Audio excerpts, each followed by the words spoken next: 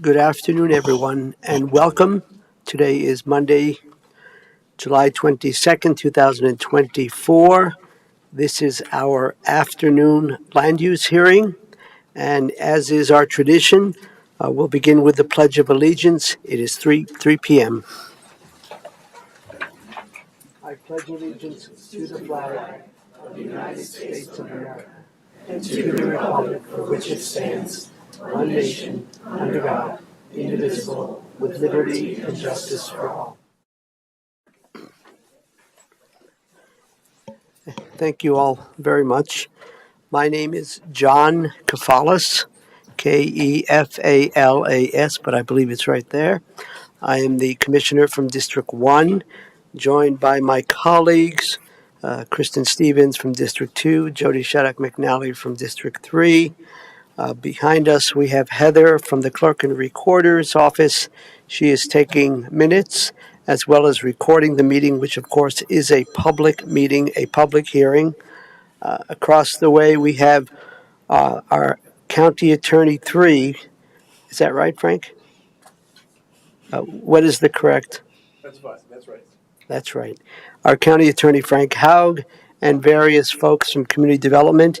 I believe it's appropriate to turn it over to Jenny, who can introduce her colleagues at the dais and also at the other table.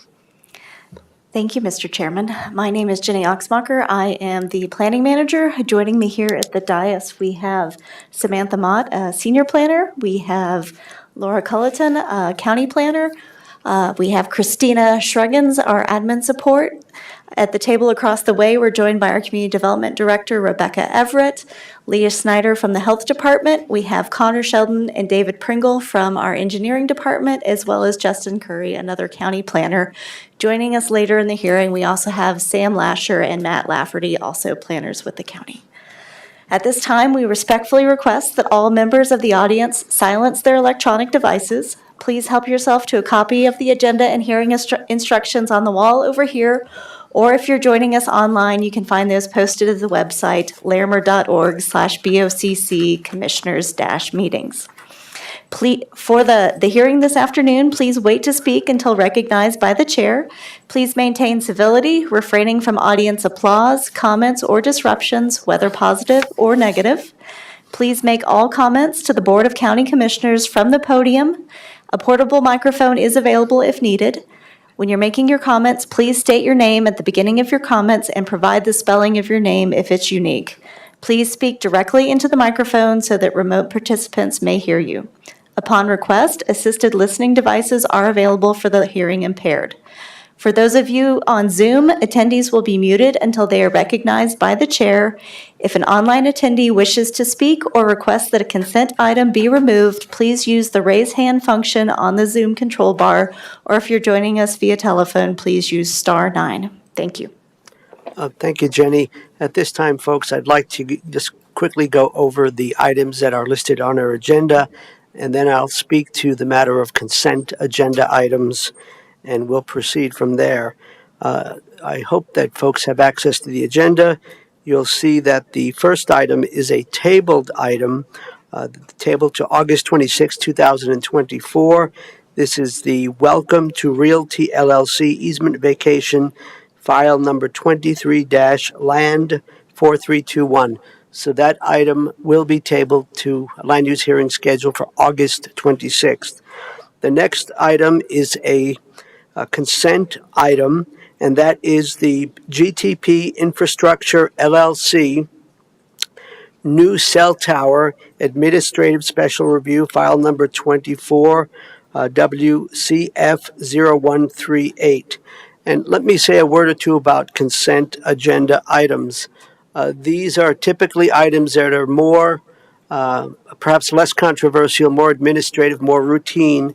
And when we have consent agenda items, there is a motion to approve an individual consent agenda item, or if there is more than one. We don't have discussion. We don't have a presentation from staff. We basically just approve things based on the information that we were provided. The commissioners do have an option of removing something from the consent agenda item, as does the public. So that's a little bit of information about consent agenda items, and we'll come back to that in a bit. There are two public hearing discussion items. The first one is the Boondocks Land LLC exemption and appeal, file number 24-GNRL 0549. And the second discussion, I apologize, there are three discussion items. The second discussion item is the Henius, and please forgive me if I've not pronounced that correctly, the Henius Short-Term Rental Administrative Special Review, file number 22-Zone 3353. And the third discussion item, and again, these will have full presentations from staff. The applicant will have an opportunity to present.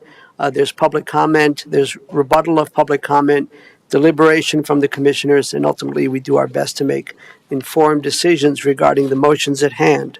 The third item is the Wellington Operation Company WF Muddy Unit number 26-2 special review and appeals, file number 23-Zone 3571. So again, in summary, the items that are on the agenda, one item is being tabled to August 26th. The second item that we'll go to in a moment is a consent agenda item, and then we have three discussion items. So I hope that's pretty clear to folks. So with that, I will now turn to my fellow commissioners to see if either of you wishes to remove item number one, the GTP Infrastructure LLC new cell tower administrative special review. If either of you wishes to remove that from the consent agenda. I do not wish to remove that, Mr. Commissioner? Chair. I do not. All right. Is there anyone in the audience who wishes to remove this item from the consent agenda, and that would bring about a full discussion with a presentation and so forth? It's always nice when there's quiet, actually. Jenny, is there anyone online who perhaps wishes to pull this item? It doesn't appear so, but just a reminder, if you're joining us on Zoom, please use the raise your hand function if you wish to remove an item from the consent agenda. There are no hands. All right, then we will proceed. Commissioner Stevens, would you be kind enough to offer the motion regarding this particular item? Yes, Mr. Chair. I move to approve the item on the consent agenda subject to the conditions in the staff reports, and further move to authorize the chair to sign the findings and resolutions. Thanks, Commissioner. That is indeed a proper motion. Any further discussion? Seeing none, all those in favor? Aye. Aye. That motion passes 3-0. And it looks like at least one of our planners gets to go. So we will now move on to the discussion items. The first item that is listed is the Boondocks Land LLC exemption and appeal file number 24 GNRL 0549. At this time, I would like to turn it over to our planner, Laura, and I think you know the drill. Thank you, Commissioner. My name is Laura Colleton. I am Planner 1 with Larimer County. I'm here to present the Boondocks Exemption and Appeal, file number 24 GNRL 0549. The subject property is located approximately 1 mile northeast of the intersection of Otter Road and County Road 38E, which is also approximately 3 miles southwest of the tail end of Horsetooth Reservoir. We have two parcels being discussed today, and they're featured here. First one is about 2.79 acres in size, and then the second is about 3.32 acres in size. Both of these properties are zoned O open, and they are both vacant. The proposed water service for the site is a well. The proposed sewer service would be septic. Proposed access would be taken off of Otter Road, and these properties are serviced by the Loveland Fire Rescue Authority.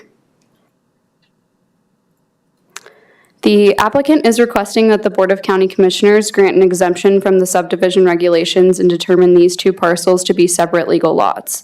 The proposed lots would be approximately 3.32 and 2.79 acres in size, and in result, this request would also includes an appeal to the required minimum lot size of 10 acres in the O open zone district.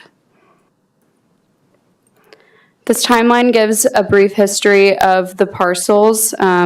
Both share the same history. So back in October of 1970, there was a survey drawn showing the intent to subdivide a big chunk of land into about 10 parcels, although it was not recorded with the county.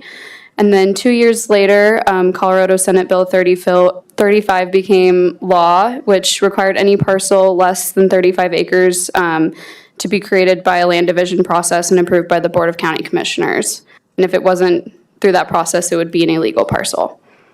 In January of 1981, the two subject parcels were sold to Harry Hirsch, and then 3 years later, they were sold to Kenneth Hirsch, who owned them for the next about 40 years. In the mid-90s, the Larimer County attorney determined that the lots were not legally created, and that information was provided to the property owner at the time. In August of 2023, that property owner sold the subject properties to our applicant, Boondocks Land LLC. And about a month later, Boondocks Land LLC lists the property for sale, which prompted prospective buyers to reach out to the county staff asking about if they could build on the property and wondering if it was a legal lot. In November of 2023, we updated a legal lot determination, and we provided that to the property owner, which prompted them to submit the exemption and appeal application that you're viewing today. So while we do not have explicit review criteria or process for an exemption, planning staff is basing their recommendation on the above statutes and the ability to provide adequate public facilities to the site, and whether the exemption request is attempting to evade the purposes of the subdivision criteria. And we have some purpose and intent of the land division procedures in the code as outlined in section 6.5, which was outlined in the staff report as well, and I'm happy to come back to this if we have questions. And then we have review criteria for the lot size appeal. When considering whether to approve an appeal to deviate from the minimum lot size requirements of the code, the county commissioners may grant the appeal subject to safeguards and conditions consistent with their findings concerning the following factors. The lot size being proposed is consistent with the pattern of the existing lots in the neighborhood. The proposed lot has sufficient area to support the intended use of the lot. There are physical features of the site or special circumstances that support the proposed lot size. And then D, granting the lot size appeal is consistent with the intent and purpose of the code. Then we have staff recommendation. Planning and referral agencies have reviewed the request and have concerns about the feasibility of these properties meeting the adequate public facilities development standards, which would not be required to be met if the exemption were granted by the commissioners. And these provisions include water, sewer, road capacity, access, drainage, and fire protection. And then along with the minimum lot size appeal, staff finds that granting the lot size appeal is not consistent with the intent and purpose of the code. The Larimer County Comprehensive Plan identifies this area as the mountain and foothills framework, and preferred uses for this framework category include forestry, ranching, conservation easements, rural land use processes, and 35-acre lots or greater. It also discourages the use uses including residential development with density less than 35 acres. Staff believes that the exemptions are being sought for these undeveloped lots because the applicant cannot comply with the county's land division standards to develop legally. The Development Services team finds that the proposed request to be exempt from the subdivision regulations and appeal to the minimum lot size requirements would subvert the purpose and intent of the land use code and therefore does not support granting the exemption or appeal. Then I will end with a suggested motion that I can bring back at a later time if you need. And I am here for questions. Thank you. Thank you very much, Laura.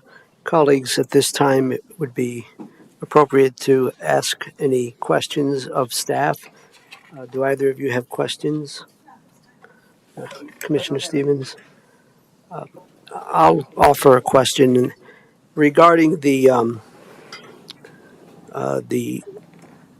general review criteria as they pertain to land division procedures.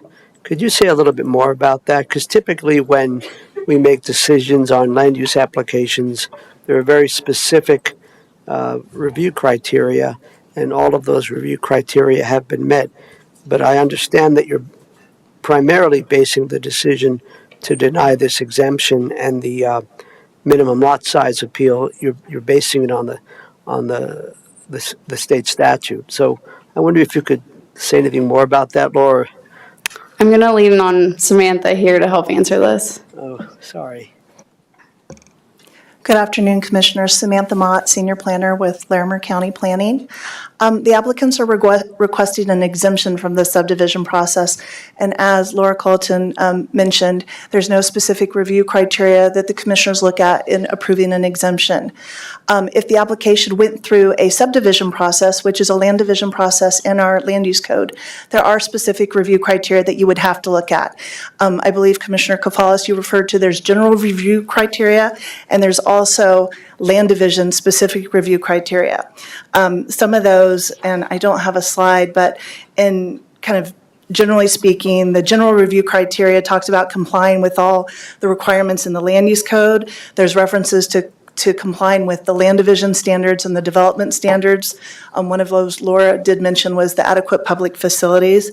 But there are, in our land use code for general review criteria, there's A through F.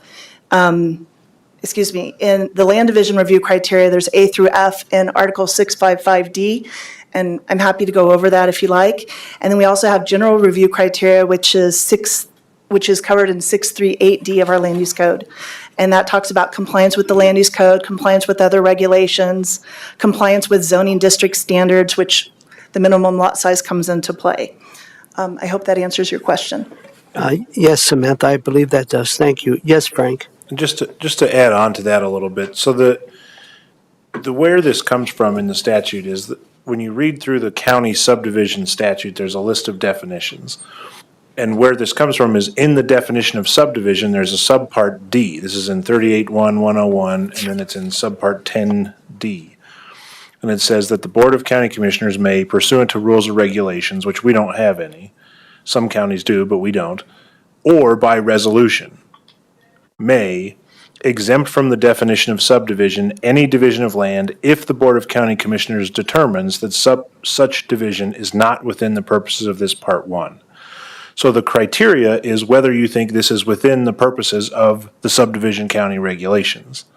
And that's why the way this has been framed is to say the subdivision process, the exemption process, gives county commissioners in any county in the state the opportunity to exempt from subdivision regulations certain parcels. We've done this in other circumstances.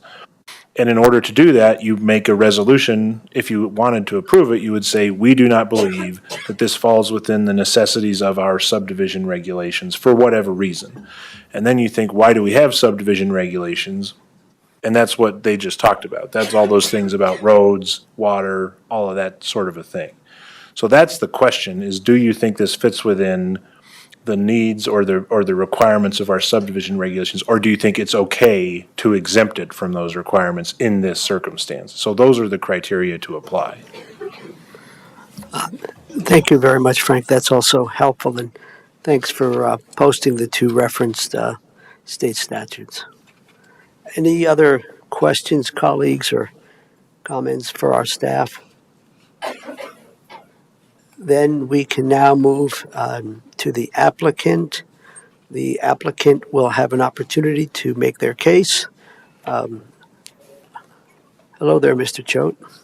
If you would be kind enough to introduce yourself, and it looks like the spelling of your last name is on the presentation, and I'm certain that you know the routine. Thank you very much, Commissioner, all commissioners. For the record, again, my name is Bob Choate, Choate. I'm here on behalf of Lacey Haugen and her family, who are the owners of Boondocks. They're here in the audience with us.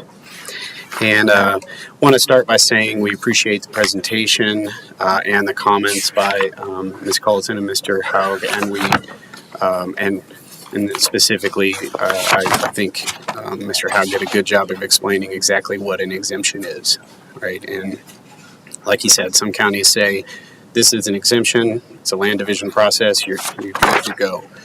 And then, and Larimer does not. Larimer just allows this to occur, your statutory authority, on a case-by-case basis. And so there, we can say what the statute says, but there really aren't any review criteria here. This is a discretionary decision on your part. And what I'm hoping is that you look at this and say this is a common sense solution to the problem that was created decades ago when I was a baby. And so we're here to try to get that corrected. I do want to give you a little background. Pull up my notes here. And should I just ask you to move the slide? Thank you. All right, there's a pretty picture. And so Lacey and her family bought this property in about a year ago, and they at first intended to build a cabin on it, and then they were maybe going to sell it, and they weren't sure exactly what they were going to do. They live out of state. They like coming to our community, as so many people do, and so what Lacey did was she did her due diligence. As you know, I work with people who do these kinds of things. I wasn't involved at that time, but looking back, I was impressed that she actually got a warranty deed. She got a title insurance policy. She reviewed that. She reached out, and she'll tell you after I speak, she reached out to the county on the phone because she was not local and tried to find out what she could about the property. Notwithstanding those efforts, she spoke with multiple people on the phone. She did not receive a copy of that unrecorded 1970 plat, and she did not receive a copy or notice that the county attorney had back in the 90s already determined this property to be unlawfully subdivided. So she bought the property when she otherwise would not have. And as you might imagine, it's a very big difference between unlawfully subdivided property and one that you could get a building permit on. So she truly is a good faith purchaser of this. In that 1970 plat, which is in the materials, I didn't have a great scan of it, but you may see it. So it was provided to the county in 1970, and it has metes and bounds. It's an appropriate document that would have been a lawful way to divide this property at the time that it was submitted to the county in 1970, because 1972 hadn't come through. You're familiar with Senate Bill 35. It w- Forgive sir. me for interrupting. I neglected to ask. Typically, we put some time frames on these presentations because I want to be fair. Assuming there's public comment, how much time do you need for your presentation? Maybe 10 minutes Okay. total. Okay, let's keep track of that, please. Thank you, sir. Please continue. No problem. So, again, the property would be legal. These would be lawful parcels had that plat been recorded. We do not know why the plat was not recorded.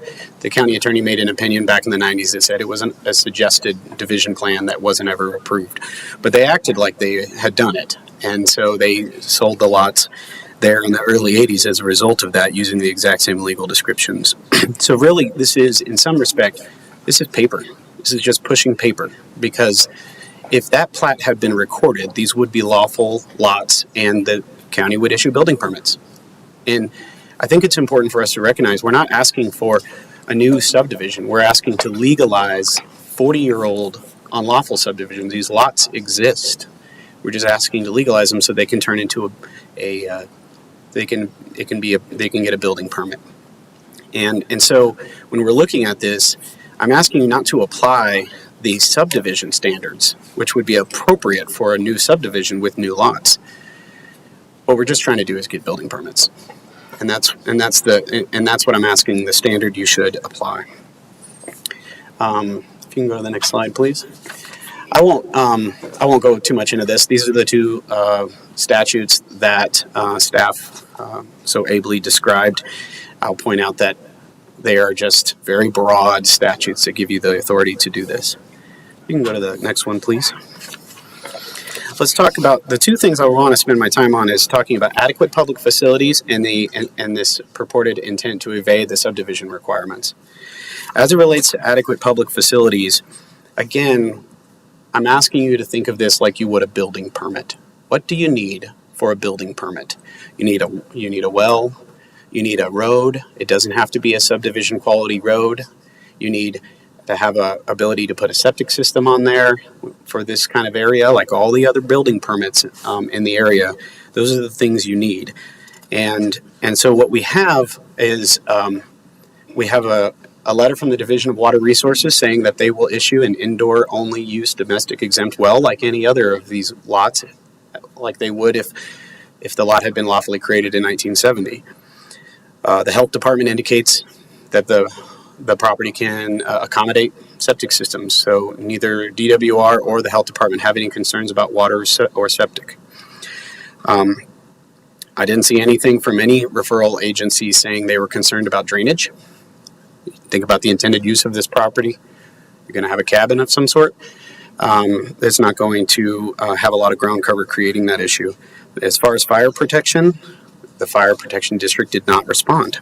They didn't have any concerns, notwithstanding that Otter Road is not a full road to subdivision standards under Lucas or the rural standards therein.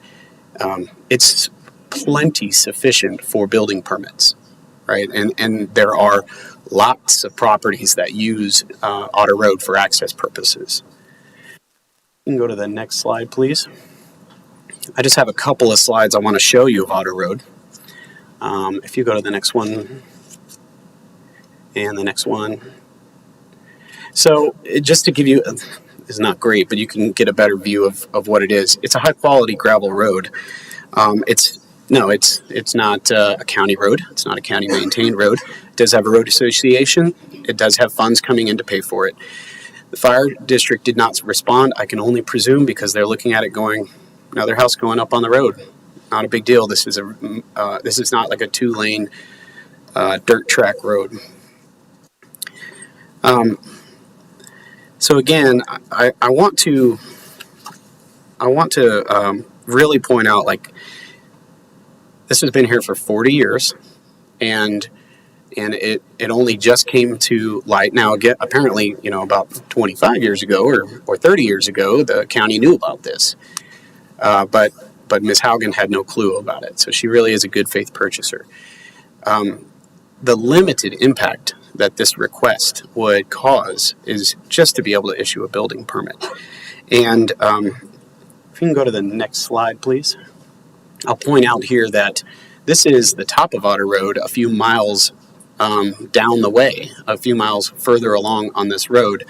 There's a whole subdivision, and this, it was these lots. I didn't look into their legality, but they appear to be lawfully created a long time ago. But there's a lot of lots and homes up there that are relying on Otter Road to get to. So it's a very, very limited request. I think that the circumstances are very unique, given that it sat there for 40 years, an unrecorded plat. We don't know whether it was actually intended to be subdivided in that way. But it is a hard pill to swallow to buy property and then even after doing appropriate due diligence be told, nope, your property is scrub land. You can't do anything with it. So it's certainly within your discretion to correct this problem. It's not something that's going to cause you to have this long set precedent that you're going to do this in every circumstance. These are unique circumstances. And finally, I'm not going to talk a long time about it, but I want to talk about the purported attempt to evade the subdivision regulations. There's no attempt. As staff has stated, it is impossible to meet the subdivision regulations with this property. You cannot do it. There's just, water is one thing, right? Public water source, sewer, septic, things like that. Bringing the road up, that's not the intent. That's not what we're trying to do. We're not trying to create a new subdivision. We're trying to legalize parcels that were created a very long time ago. And so I'm, again, respectfully asking you to look at it through that lens. You do not have to find that we can meet the subdivision regulations. Reference to the criteria for subdivision approval is irrelevant. We want you to understand that's why we're addressing these adequate public facilities, but there's no way a subdivision would be approved up here. But notwithstanding, all internal and external referral agencies of all of them, they did not voice concerns. They didn't, Health Department didn't have any concerns. Division of Water didn't have any concerns. Fire Department didn't have any concerns.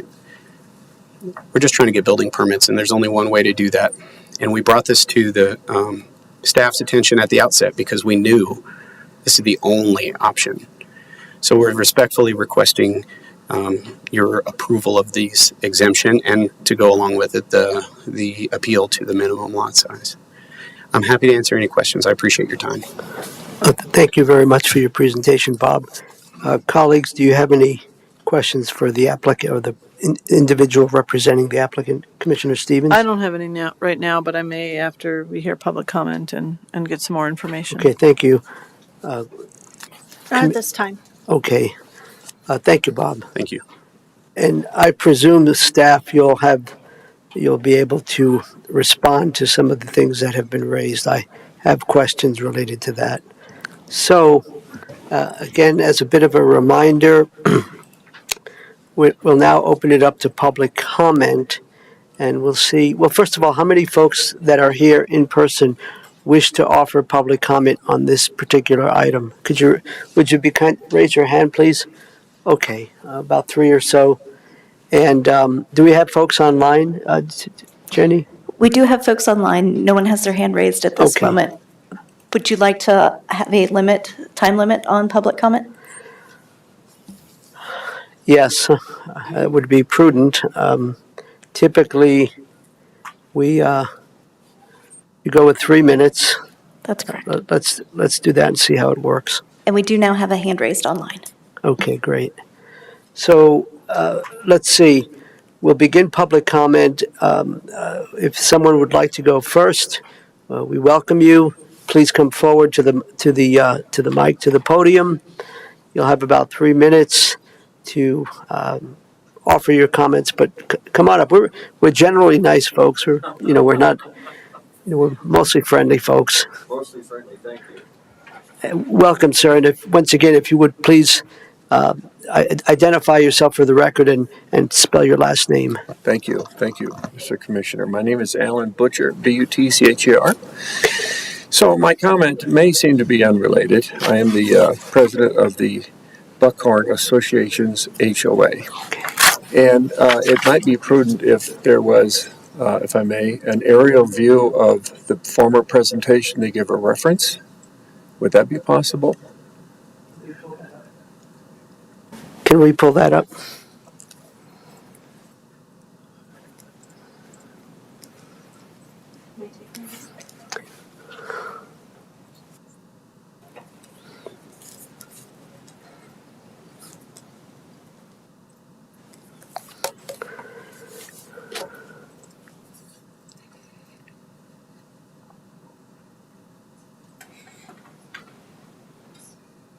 Okay, that helps. Thank you. So again, I'm the president of a three-person board, and my wife and I own two parcels that would be due east of that Otter Road down that steep slope. And I believe that those properties are shown on the map. And so it would be just a general concern that I guess in a personal way my wife and I would have as to whether there is plans to, this authorization would set a precedent that building could begin on the west side of Otter Road. And I'm certainly many of the residents in the Buckhorn Owners Association, about 42 lots, would be interested in how that would encumber what they bought the property for, an aesthetic perspective of view. So I'm just curious about anything on the west side of Otter Road, which would seem to be unrelated to the current request now before the commissioner. So typically we don't answer questions that come from you all in this setting. Staff may be able to speak to that, but this is an opportunity for you to express your opinions about this proposal and whether you're supportive or not supportive. Okay. Well, then I have no objection to how this property is indicated on the east side of Otter Road. It doesn't really involve the Homeowners Association of Buckhorn. I'm curious about the future, but maybe that's out of context with the current board.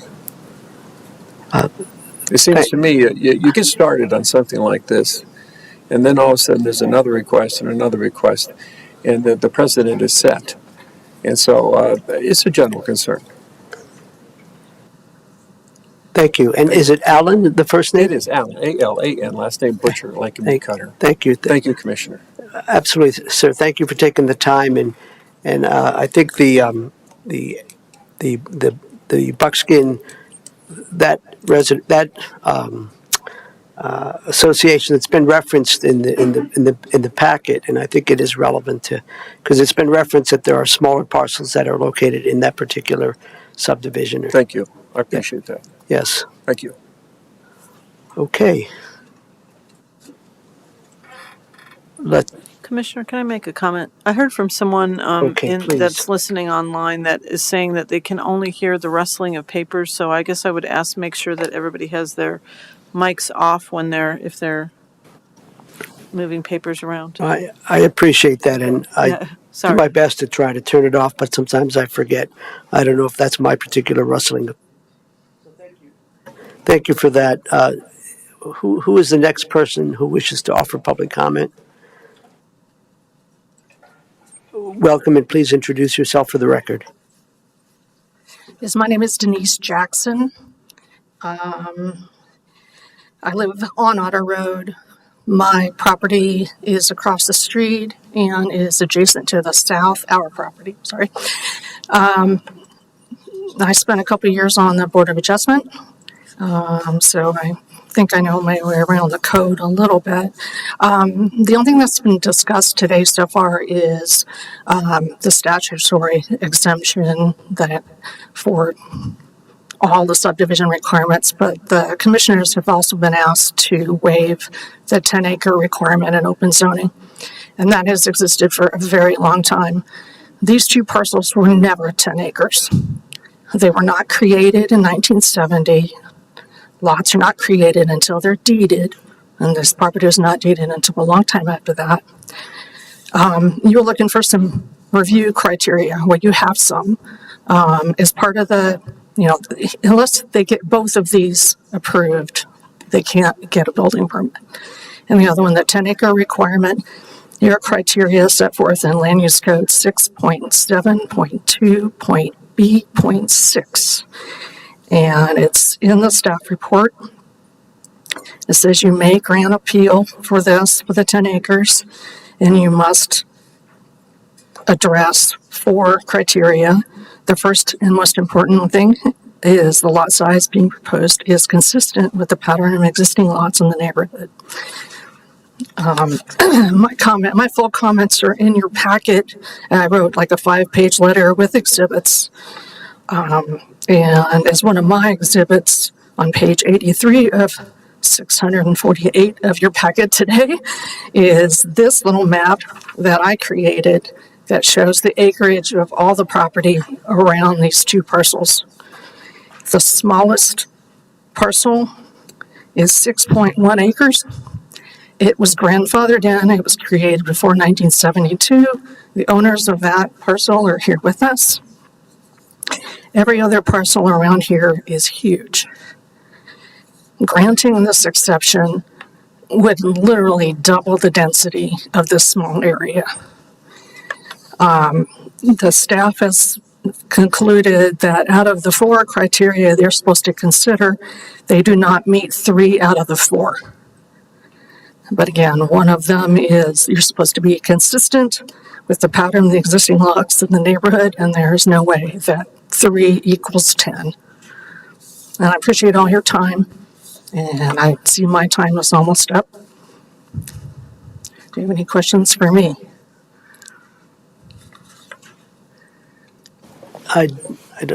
Colleagues, I don't know if you have any questions, but normally we what we've learned from the public comment, we ask staff to help us navigate that. And indeed, we do want to acknowledge the very detailed and informed 5-page document that you provided with various citations. And so thank you for that. And we fully support the staff's recommendation of denial, obviously. Thank you. Yes, you're welcome. Who's next, please?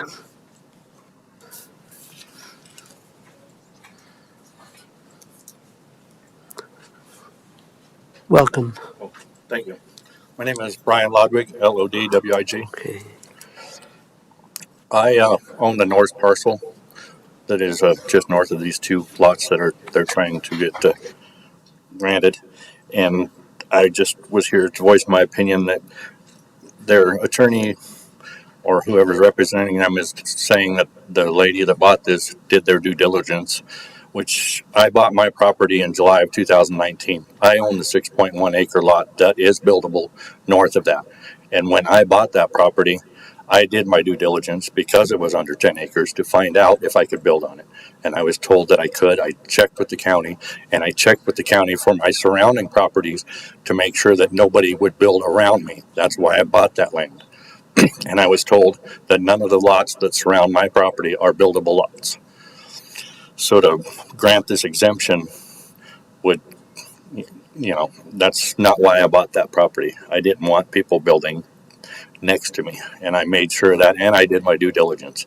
And it didn't take me very long before I closed on my property to find out that those weren't buildable lots. So why the owner of this lot was not able to find that out before she purchased this should not be fall back on the property owners that are up there now.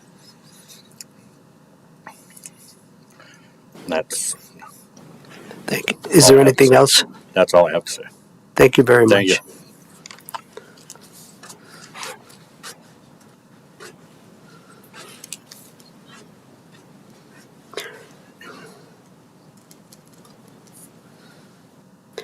Is there anyone else here in person who wishes to offer public comment on this matter? Please come on up. Was there a hand raised or no? All right, then let's go to the folks online. Jenny? We have Rich Evans. Rich will allow you to speak. You will need to unmute. Please introduce yourself and you'll have 3 minutes. Hello, my name is Richard Evans, EVANS, and I am a resident of Buckskin Heights, where the proposal is being considered for. I am the vice president of the Buckskin Heights Road Association, and my responsibilities are to maintain the road that is coming into this community. I have a significant experience working through this community, working with the residents, the homeowners there, and working on this road. Where these lots are being considered, it is in a semi-inaccessible area where there's going to have to be significant work created to create a driveway to go up through here. This has a high potential for damage to our roads, which is already a fragile road, as has been mentioned before. It is a rural road, a gravel, dirt type road that we do maintain with limited funds from our neighbors. I believe that trying to develop these 2 lots would create extraordinary damage to our roads. It is also a limited area for utilities. There is no electricity that goes to these lots. There is no water well at this time right now. The water that is in this area is limited, scarce, with many residents having to truck water up to their home to have water at their houses. Creating a well here has potential to now take water from other residents that are needing of this. In addition, the work that would be needed to be done to create these lots has potential possibly for damage of the water table, water well, putting chemicals, damaging, creating a unsafe drinking water supply. Working on this road just as recently as last weekend. I know this road very well, and I go by these lots every single day, looking at the route that would have to be taken up there, and the construction requirements would cause potentially very damaging work or damage to our roads and affecting our community. This is a one-way into our community, and if this road is damaged in any way, we now have residents, some of them elderly, that would not have a way to exit this unless it was through a true fire emergency escape route going up through the north. So I do not believe that this would be best served in the interest of our community. As was mentioned before, this information has been available. Due diligence was not performed by the owner of this. Thank you. Thank you very much, Richard. Thank you. Are there other folks signed up online, Jenny? There are no other attendees online. Would you check that? Would you check that again, please? Or did you just? That was the only attendee we have online. Okay. We have no one else. So before we close the public comment portion, and then there would be an opportunity for the applicant to come and offer a response to some of what was heard, I want to just check in with you to see if there's anyone else who may not have raised their hand before, but who wishes to offer public comment.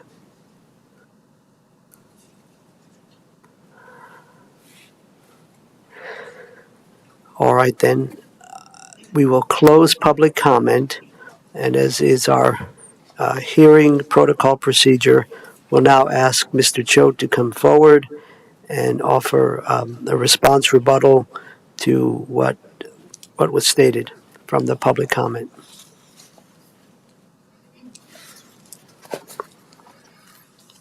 Thank you very much, Commissioners.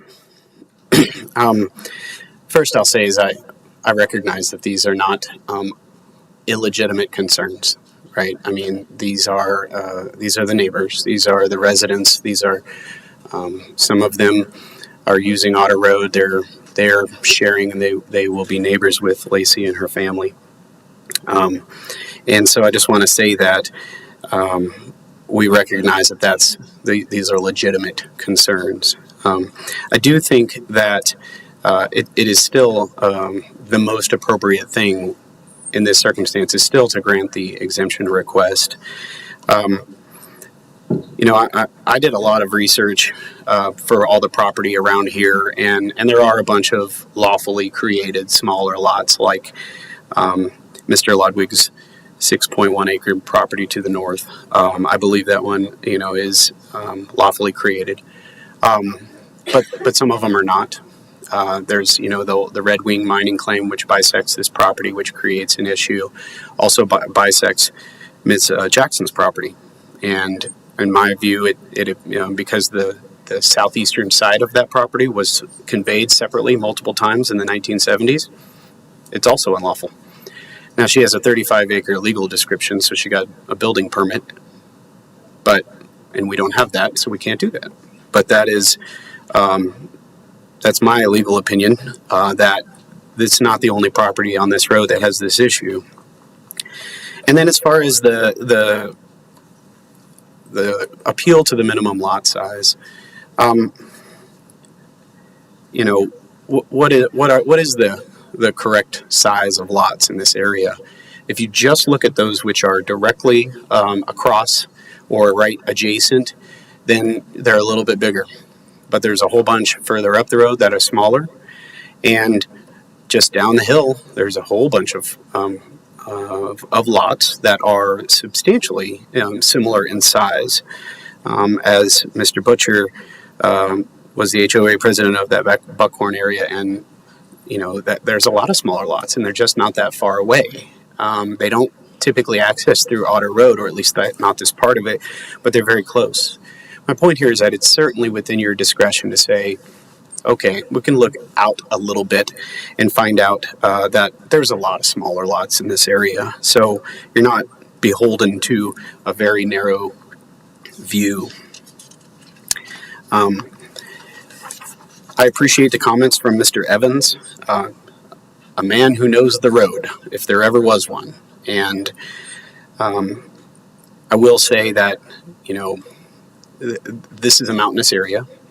My understanding is that there have been multiple homes built off this road that required blasting, which we don't, just to be able to build a road. I don't think that that's what's going to be required here.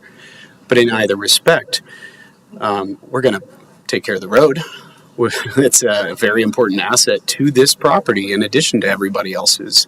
So we can assure you that a driveway will be appropriately constructed according to modern practices. If there were any damage to occur to the road, we'd fix it. That's just how it works, and we feel pretty confident about that. As far as the well water issue, the modern wells, sometimes old wells, they run dry or they run low. I have a bunch of wells in my property, in my neighborhood, and so I know that happens, especially with their older wells. But again, the Division of Water Resources doesn't have any concerns with that, and frankly, there are separate things that can occur to remedy those issues after the fact if it does come up. So I don't, again, the Division of Water Resources didn't have concerns about that, so I don't foresee that there's going to be any issue there. But it's going to take some good engineering to make this work, right? But what we're trying to do is just to keep our eyes on what our intention is. We're just trying to be able to turn this property from scrubland into something. And so, while I can sympathize with Mr. Ludwig, you don't have the right to say, no, you can't build on this property because it's too close to mine. We should have a little bit of room for private property rights here. And whether or not Ms. Haugen should have found and received a copy of that letter, or at least been informed that the county had already determined 30 years ago, she did not. Can you wrap it up, Bob, please? Yeah, I don't have any more comments, but I would like Ms. Haugen to have a quick opportunity to address you, if that's all right. I'm sorry, what's that? I would like my client, the property owner, to address you for a minute, if that's... cannot allow that because that would have been part of the application, part of this, and dividing up your time between you as the attorney representing the applicant and the applicant. So I think that's a missed opportunity. I was gonna. That's fine, sir. Absolutely. I just wanted her to have an opportunity to respond to some of those comments. But if we're out of time, we're out of time. No problem. Thank you, Bob. Thank you.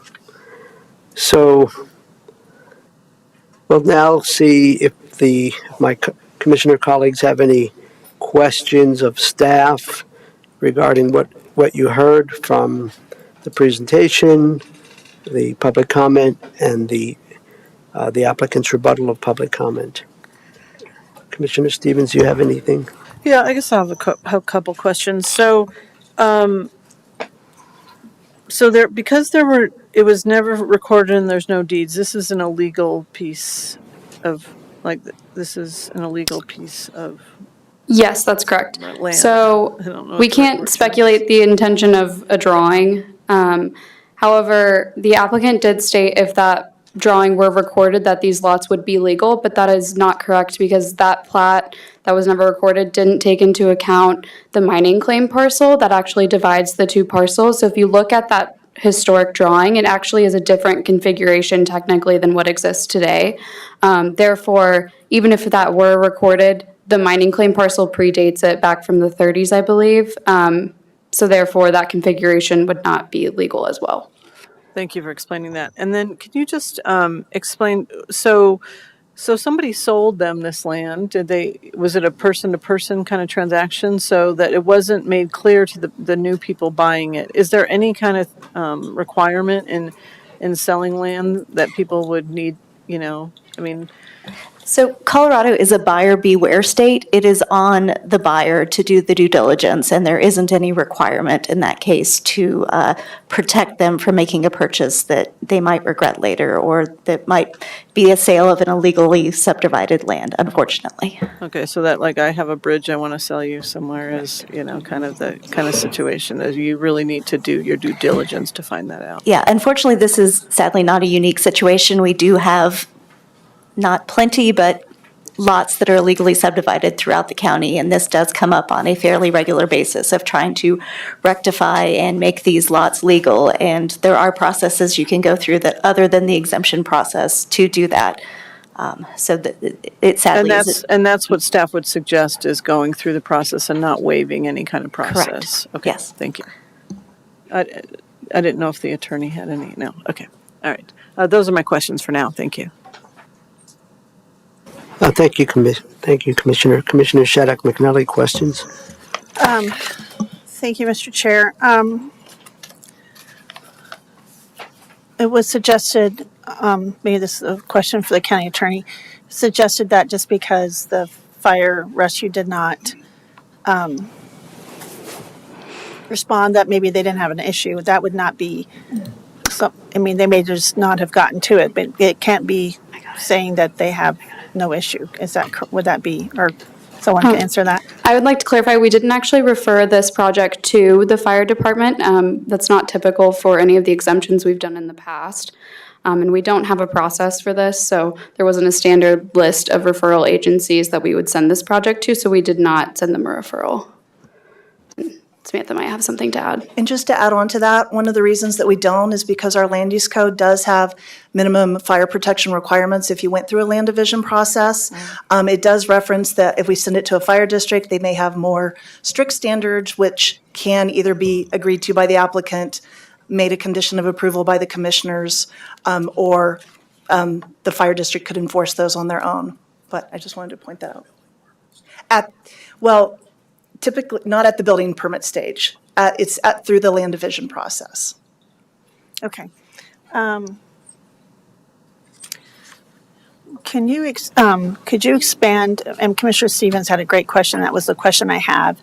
Could you expand just a little bit more, or maybe restate, or maybe Frank or whoever wants to answer this, that original drawing and the mining claim? Because I'm very, I've been doing some research on mining claims just for fun.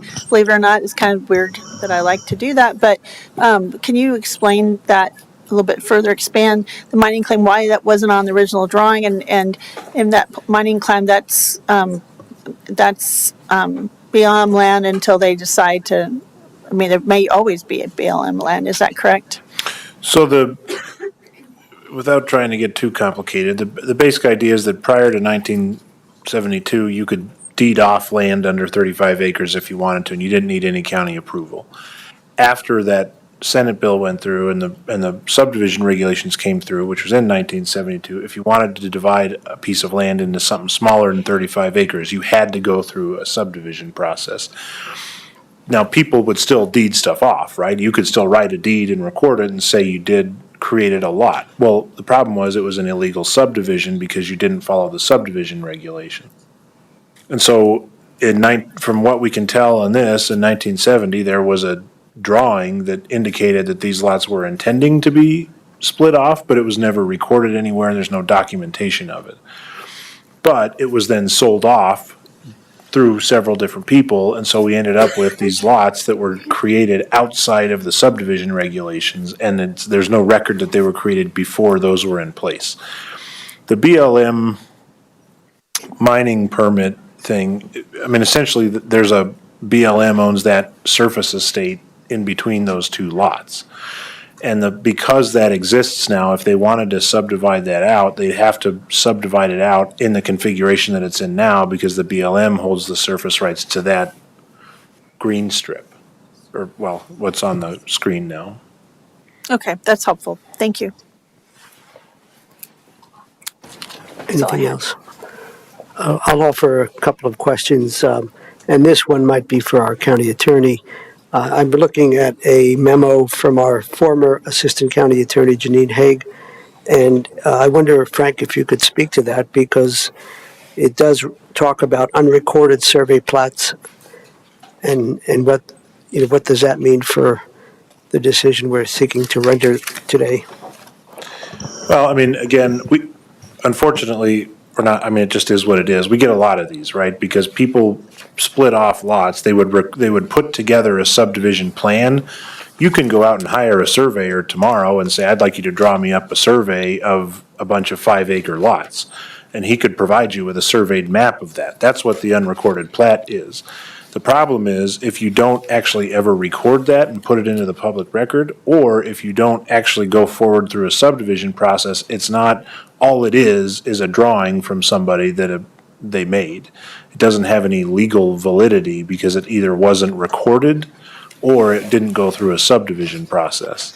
So the problem with what Janine was saying in this was that there's an unrecorded survey that someone did at some point in 1970 or whenever it was done, that there could be these lots, but it never went through any other process or any other sort of recording or validation that they were then valid. It just was a survey map that somebody drew. I don't know if that answers your question. I think it does, but I mean, looking at the language in the memo, it does say that the fact that these plats were not recorded, it's more of a conceptual future development of that land. And in her opinion at that time, 1995, she didn't think that meant that they were legal buildable lots. Is that correct? That's correct. Had they taken that survey map in 1970 and recorded it, then it would have been legal because that predated the subdivision regulations. But because they didn't, it didn't ever go into the public record, and so no one would have been on notice of it. Thank you, Frank. That's helpful. I'll offer another question for our planners. So recognizing that the subdivision criteria aren't a requirement that they all have to be met, they still are important to help guide our decisions. And one of them deals with adequate public facilities. I wonder, and for example, one of the things that were mentioned in the application is that electricity, power is not too far away. And in reading through some of the material, I believe I discerned that access to Pura Valley REA power is maybe 1 in close to 1.5 miles away, the last power pole. And so I wonder if you could speak to that, Laura or Samantha, regarding the issue of adequate public facilities and whether it's electricity or something else. So electricity wasn't one that we specifically looked into, but water was a big concern for staff. While the Division of Water Resources can technically issue a well permit, that doesn't guarantee that water is available there, which would be a concern of any future tenant for the property if the property were to be used by the property owners now or sold in the future to be built on. Also, engineering had concerns with the road meeting road standards if it were to be analyzed that way, which if you have questions about that, they would be happy to answer. Is there anything else you want to add? I just wanted to add that if you approve the exemption, as was mentioned, they'd be eligible to get well permits. However, through the land division process, they would have to go, if they want to be on well, they'd have to go through an appeal to have wells, and they'd have to go through a water augmentation plan. And one of the things that the water augmentation plan is, it determines that kind of there's an engineering analysis that's done where they determine what their water needs are, what the new water use would be, and how it shouldn't affect senior water rights. Is that not correct? I got that from the land use code. Okay, well, the county attorney will correct me, as he should, if I misstated something. Sorry about that. I don't think they have, you don't have to go through an augmentation plan to get an exempt well. That's why it's called an exempt well, because it's exempt from an augmentation plan. If it's under 35 acres, what they would be able to get, what I think she's getting at is, this Division of Water Resources said you're allowed, if you get approval through the subdivision exemption, and this is what happens with these subdivision exemptions. The Division of Water Resources says if the county gives you the exemption, we'll give you a permit for a household well, meaning only inside, no irrigation, no watering plants, no outside flowers, nothing. You can have a toilet and a sink, and that's it. That's practically what would happen. Now, just because the Division of Water Resources says you can have one, doesn't mean, we don't know how deep it would be, or have to be. We don't know whether the water's available. I know someone said that it might have to truck it in or whatever. So we don't know that part. So you don't have to go through an augmentation plan. Whether there's a viable well up there or not, I don't know. I appreciate that clarification, and I guess what I was trying to state, and maybe misstated, if you approve the exemption, they don't need to go through the water augmentation plan. But if you deny this and they go through a subdivision, then that's, correct me if I'm wrong, that's when they'd have to go through to have a water augmentation plan, where they'd look at the water use and water rights as part of a land division. That's what I was trying to say. And is that correct? just going off of what Samantha said, if you were to grant the exemption, the applicants would be able to just go in and apply for a building permit, and we wouldn't be able to look at these adequate public facilities, which staff has concerns of. And that's why, in some situations, for maybe a developed lot, this would be a good route to go. But for this parcel, or these two parcels, since these are undeveloped, we really don't have a way to analyze meeting these public facilities without going through the land division process. And therefore, that is kind of our reasoning for recommending denial of the application. Thank you, colleagues. Are there any other questions of staff at this time? I think you've answered my questions. So then it looks like we can move into the deliberation phase of the hearing. Let's see. Commissioner Stevens, would you like to begin? Sure. I just want to thank you for everyone who came out to speak today, and for the applicant coming forward with this request. This is an unfortunate situation. It's really too bad that this happened, that the mistakes were made, as Bob said, when he was an infant. I was a little bit older than that, but I don't think in any kind of way that the owner or you, Bob, are trying to evade the subdivision process. I think that you think the division process is not needed or is cumbersome, or you couldn't meet that, and so this is why you've asked for this exemption and the appeal to the minimum lot size. But in listening to staff, I'm not sure this is the right thing to do. I not because I think it's an invasion of the process, but because there are significant concerns about adequate public facilities that have been listed by staff and honestly by neighbors as well.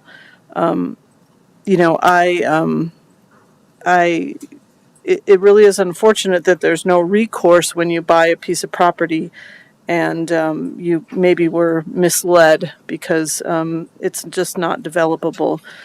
This seems to be the case with this property. Furthermore, not only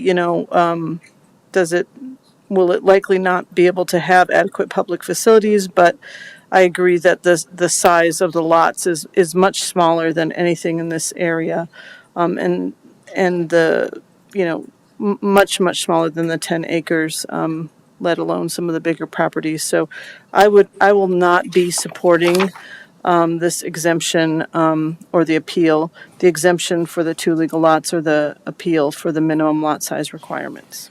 Thank you. Thank you, Commissioner. Commissioner Shattuck McNally. Thank you, Mr. Chair. First, I want to just thank for everyone coming out and thank you to the family for being here in person. That means a lot to travel and be here in person. So I just wanted to thank you for that. And I do appreciate all the documents and looking at this unfortunate situation. It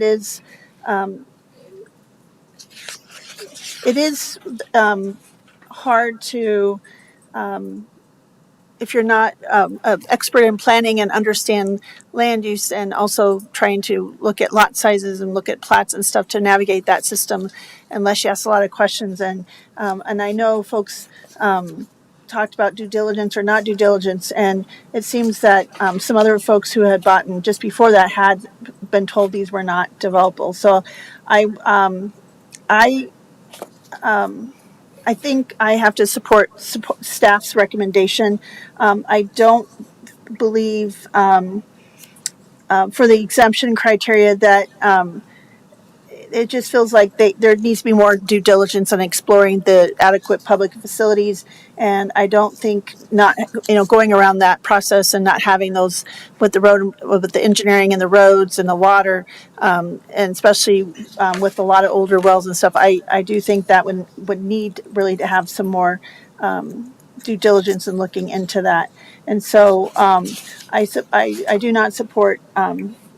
I do support staff and don't think we should have the exemption request. Also, really talking about minimum lot size appeal, there would probably be the smallest in that neighborhood. I know you can talk down the road or over the thing, but that immediate neighborhood, I don't believe they're consistent with the existing patterns of lot size. And I do believe that there are really some extra physical features and circumstances that really don't support having those smaller lots and driveways and kind of the condition of the road, which we really haven't had a chance to really dive into because they're not going through the process for the staff to be able to provide that information that has for the rest of our questions. So I am not, I'm going to support staff's recommendation and not support having the appeal or the exemption. So thanks.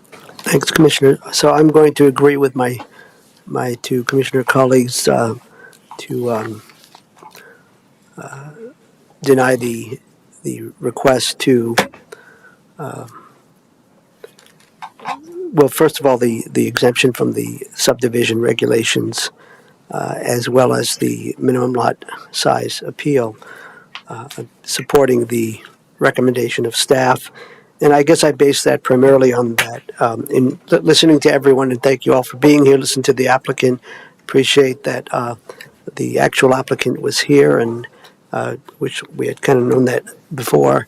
But ultimately, I believe that the subdivision regulations were put in place for a reason, and that is above all to protect public health, safety, and welfare, and to help guide how our land use development occurs in Larimer County. And so I don't think it's appropriate to exempt from those regulations.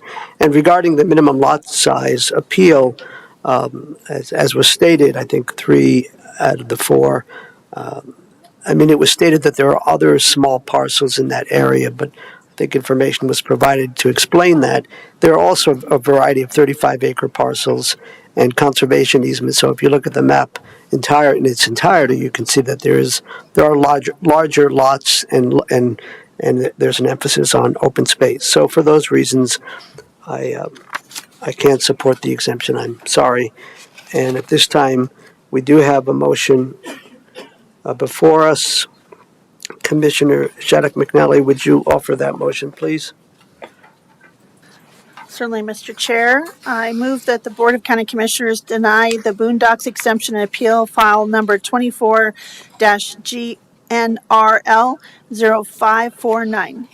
Thank you, Commissioner. That's a proper motion. Colleagues, Oh, do I need to read both of them too? And also, do we want to do those separately, do them together? You just need to make it clear if you're denying both the request for the exemption. Well, I believe it does state exemption and appeal in the That's fine. As long as it's clear you're denying both the exemption and the appeal. Okay, just want to double check on that, sir. So thank you. So I did read the exemption and the appeal. Thank you. So that is a proper motion. Any further discussion, colleagues? Seeing none, all those in favor? Aye. Aye. Aye. That motion to deny passes 3-0. Thank you all for being here.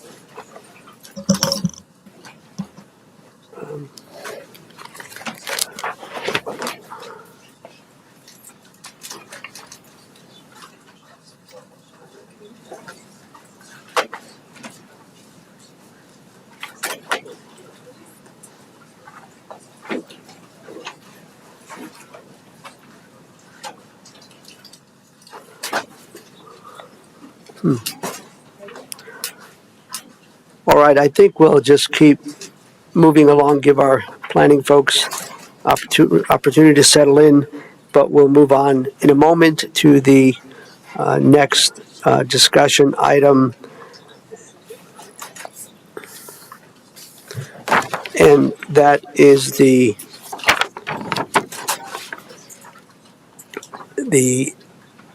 Henius short-term rental administrative special review.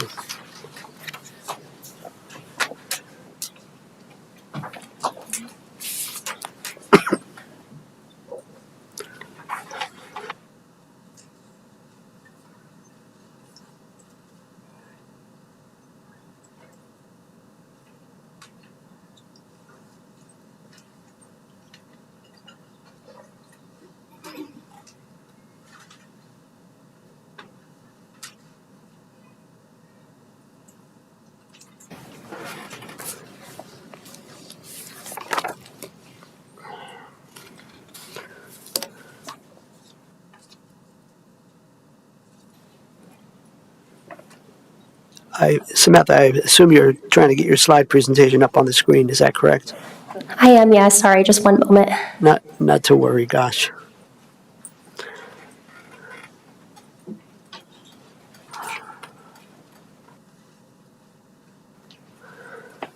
Oh, my.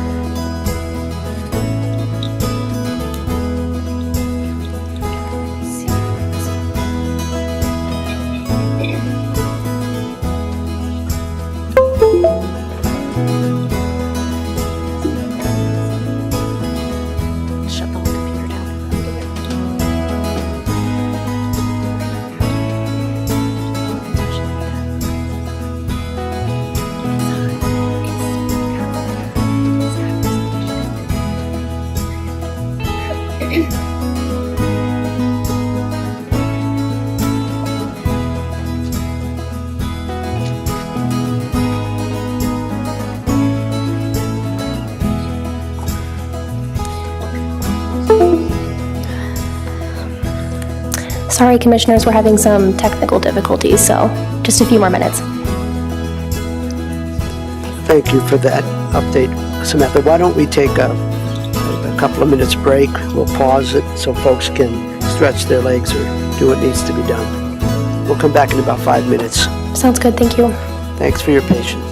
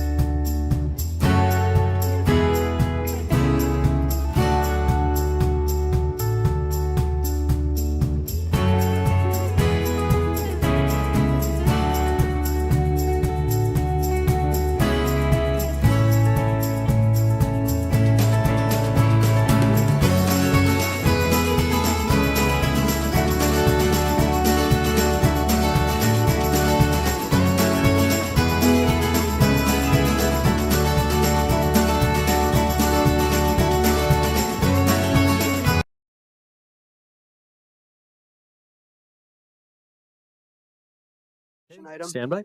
Thank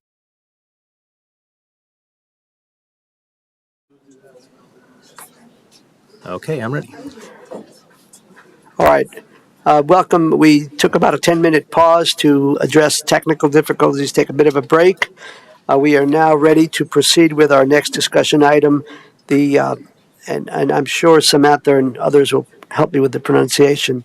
The Henius Short-Term Rental Administrative Special Review. Samantha, welcome. Please take it away. Thank you, Commissioner, and good afternoon, everyone. My name is Samantha Lasher. I'm a Planner 2 with Larimer County.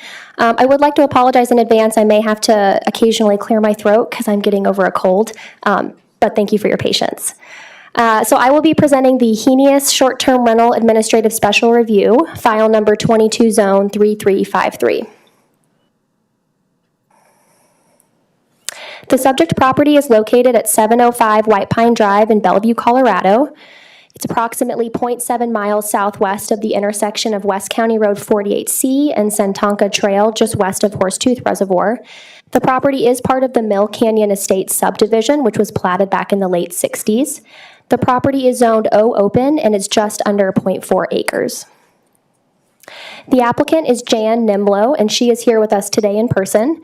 The owner is Kenneth R. Henius Family Trust. The property manager for the proposed short-term rental is Jan Nimlo herself. She lives just next door to the property at 701 White Pine Drive. The property is served by the West Fort Collins Water District. It also has an on-site septic system for sewage disposal, and the property is accessed from White Pine Drive, which is a public road. I would like to note for the public record that I did provide the commissioners with a letter from the Road Association that the applicant had submitted with their original application. The Road Association noted that they have no concerns with the road being used for short-term rental purposes. This letter was not included in the packet, so I wanted to state it here for the record. The applicant has indicated that they can provide at least 2 total off-street parking spots, which is the code requirement, and the property is also serviced by the Poudre Valley Fire Authority. At this time, the applicant is requesting administrative special review approval for a small short-term rental, which is anything under 10 guests, and they're requesting a 4-bedroom, 8-guest short-term rental with 2 guests per bedroom. These are a few site photos just for your reference. They're all external photos of the property, and they were provided by the applicant. I would like to note that this application was submitted in late 2022, which was prior to the new short-term rental regulations that were adopted on June 1st of last year. So all of the code sections that I'll be referencing on this slide and in future slides have been pulled from the land use code that was in effect prior to June 1st, 2023. The Land Use Code defines a short-term rental as a dwelling that's rented to transient guests for short-term lodging when not occupied by the owner or renter. A short-term rental is classified as a commercial use, and as you can see on the table, it is permitted in the O Open Zone District following administrative special review approval. A courtesy neighbor notification was provided to surrounding neighbors. 75 notices were mailed out to those within 500 feet as well as to those within the Mill Canyon Estates subdivision. To date, staff has received comments from a total of 31 community members. So 9 community members are in opposition to the request, and there are 22 community members in support. One of those letters in support is from the property owner himself. All of these comments are included in attachment E in the packet. The applicant has also provided a response to community members, which is included as attachment F. In reviewing a proposed administrative special review application, the director must consider the general approval criteria that's found in Article 638D of the Land Use Code, as well as the administrative special review specific criteria that's here on the slide that can be found in Article 643D of the Land Use Code. In addition to the review criteria, the director must find that the standards for short-term rentals with 10 or fewer occupants are also met, and these standards are listed here on the slide. I'm happy to bring this slide back up if there are questions. The administrative special review process does authorize the director to approve applications administratively if all the criteria are met and there are no major issues. However, if the director determines that the application is complex or there's major concerns or impacts that the project may have on the county or surrounding areas, the director may refer the application to the Board of County Commissioners for a decision, and in this case, the director did choose to refer the application. Staff has found that the proposed administrative special review for the Henius short-term rental does meet the standards found in Article 335B2, but only meets 3 out of the 5 criteria in Article 643D. Staff at this time does not have a conclusive determination on criteria 1 and 2 of Article 643D. So therefore, staff is not making a recommendation on the application and has presented all information to the commissioners to base their deliberation and decision. Therefore, there are 2 motion options for the commissioners to consider. There is a motion to deny the short-term rental. There is also a motion to approve the short-term rental. If the commissioners choose to approve the short-term rental, staff has recommended 13 conditions of approval listed on this slide as well as this slide. That concludes my presentation, and I'm happy to answer any questions. Thank you. Thank you very much, Samantha. Colleagues, do you have any questions for our planner at this time? Commissioner Stevens? Yeah, I had a question. When the applicant responded to the community members, they said that they were initially going to only let 6 people, but they were required by the county to apply for an 8-person occupancy. Is that how that works? That they have to apply for the higher occupancy in case it happens, or is that what's the logic there? Yeah, that's a great question. So when they applied for the short-term rental, there was an unpermitted bedroom, I believe, in the basement of the home that they wanted to permit as a bedroom. And staff, we base occupancy based on how many bedrooms are in the house. So if there are 4 bedrooms, then they're required to apply for the 2 per bedroom with 8 occupants. So if they wanted to have that 4th bedroom, they're required to apply for a 4-bedroom, 8-guest short-term rental. If they hadn't moved forward to permit that bedroom and there were just 3 bedrooms in the house, they could have moved forward with requesting 6 maximum occupants. And the reason that staff does that is it's easier to track and to ensure that the short-term rental is in compliance. But they could always say that they don't want. I mean, they're welcome once that they're permitted to. If they were permitted, then to only allow 6 if they wanted to. That's correct. Yeah. Okay. Yeah, they could advertise for fewer than they're approved. Okay. Thank you. Anything else, Commissioner, at this time? Commissioner Shaddock McNally. This is near Satanka Bay and the Horsetooth, and so I know they could probably just walk down and not have to use. I don't know what that looks like, having to not pay a permit fee every year and then having lots of folks using our open spaces and our parks without paying fees, and that is a very congested area for paddleboarding and boating and swimming. So I try to remember. There's a lot on my mind today. Did you talk to DNR? Was there something in the packet from DNR about usage, and can you expand on that for me a little bit? Sure. We did not specifically. Oh, go ahead, Commissioner. Would you tell us what that acronym stands for? Sure. DNR stands for the Division of Natural Resources. We did not specifically refer this application to DNR. They're not generally on our standard list for short-term rental referrals. We also did not specifically speak to the applicant about guest usage of the parks and the county parks and open spaces. However, it would be a strong recommendation of staff that they educate their guests on proper use of the open spaces. And if a condition of approval is, if you would like to add that, we could. Well, my concern is, and that's why when we have the new regulations, there's that you're not allowing it near the open spaces so that we wouldn't have this extra people using the open space without paying like all of our other residents and other visitors the fee, and so you could have technically hundreds of people using the space without paying those fees. So I'm just curious about that, and that's a concern for me because it is an area of high user conflict and issues in that area. So I've been right along with the rangers and things. I know that's kind of an area of congestion. So that's why I was having a question about that. Okay, you answered my question. So the rest is just commentary. So I appreciate it, Ms. Lasher. Thank you. Yeah, of course. And just to add on to that, Commissioner Shattuck McNally, I'm happy to bring up the map, but just for your knowledge, it does look like the property is located outside of that 500-foot buffer that we now require from any county-owned parks or open spaces. But we're still happy to educate them. But it's still kind of but I appreciate that. But it also would be within walking distance into the park, correct? I believe so. Okay. Yes. Thank you. Thanks, Commissioner. Samantha, I have a couple of questions.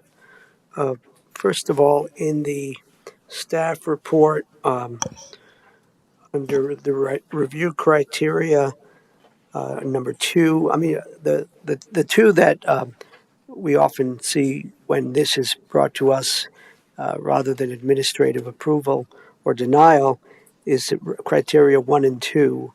And so regarding number 2, it states that some of the community members who expressed support talked about that this property was managed well as an STR in the past. And there's past STR guests have been quiet and friendly. Can you explain that, please? Yes, and the property manager and applicant may be able to expand on the history of the short-term rental, but yes, the property was used as a short-term rental. I don't remember when it started, but we did reach out to them. I believe Code Compliance first made contact with them that they need approval for the short-term rental, so that's when they began the process a few years ago. Thank you. That's helpful. My next question is regarding the public comment that we received and regarding concerns, increased noise, increased crime and trash, etc. Is that based on any specific references? In other words, it seems to me we often get those concerns, and they seem to be generalizations that anyone who rents a short-term rental is is going to make a lot of noise and behavior that might not be conducive to a quiet neighborhood. Can you comment? Were there any specific references to concerns about noise, impact on infrastructure, etc.? Sure. So I'm just looking through the comments now. I believe there was at least one comment that mentioned that there had been parties and, quote, people being crazy in the past when the home was used as a short-term rental. I believe there were a couple references to that. Other neighbors just mentioned sort of general concerns if this were to continue to be used as a short-term rental. To my knowledge, there are no official complaints on record with the Code Compliance Division.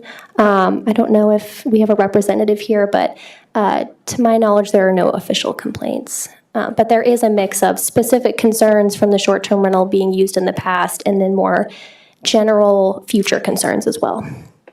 Thank you, Samantha. And then my last question for now is this.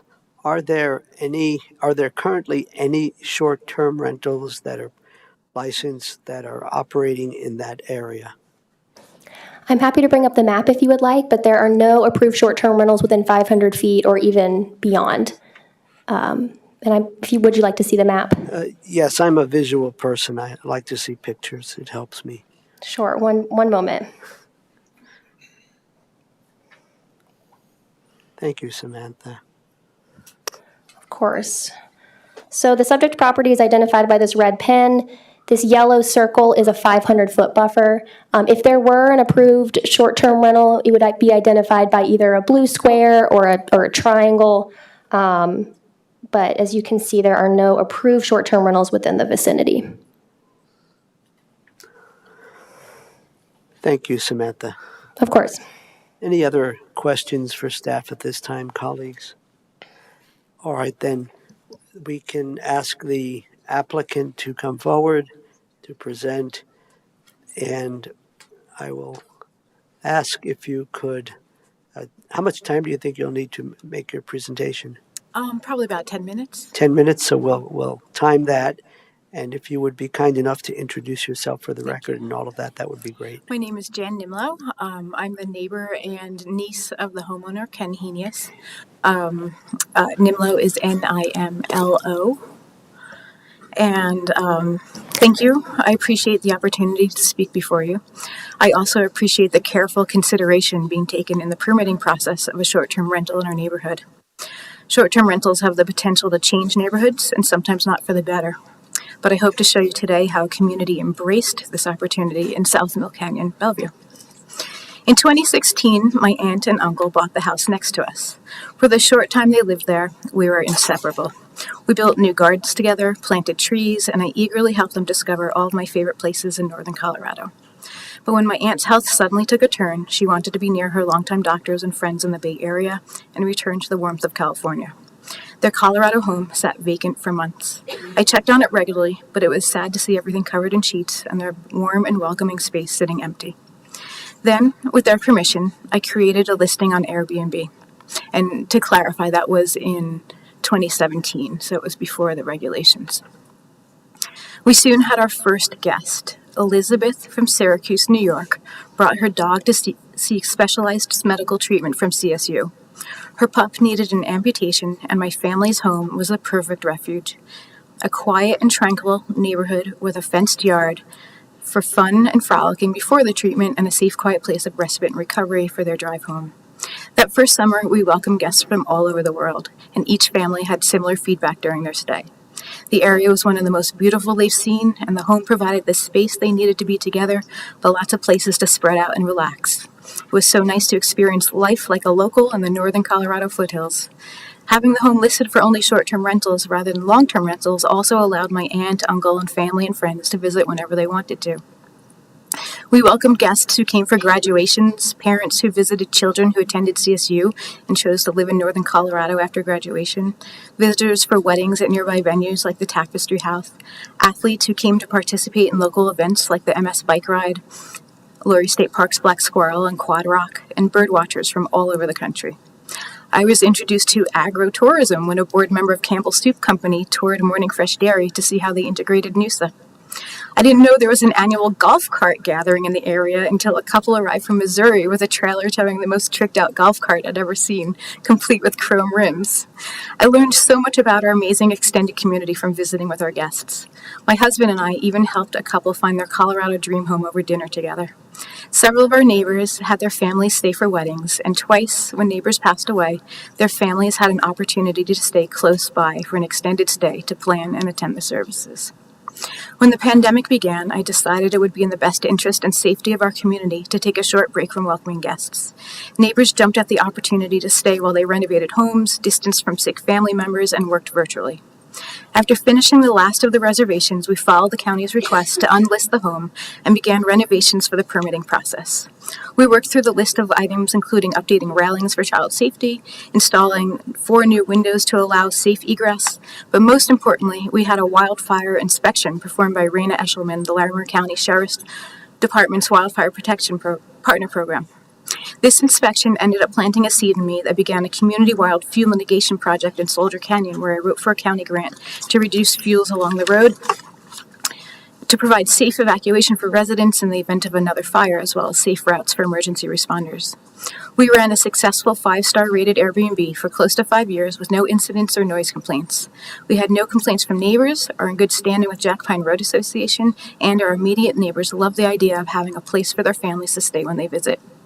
I would like to emphasize that in the last 5 years I ran this Airbnb, neighbors didn't even know it existed. The postcards sent out for this part of the process were what alerted residents further down on Birch of this home, not noise or traffic. During the time we were not able to rent, the home became a community gathering place. Several community dinners were held there, as well as neighborhood holiday art sale, which benefited our local non-for-profit, the Laredos, and my uncle enjoyed abundant visits. I understand the fear that comes along with the idea of welcoming a short-term rental, especially when the details are unknown, and I would like to address some of the neighbors' valid concerns. Noise. My husband and I live directly next to my uncle's home, the short-term rental.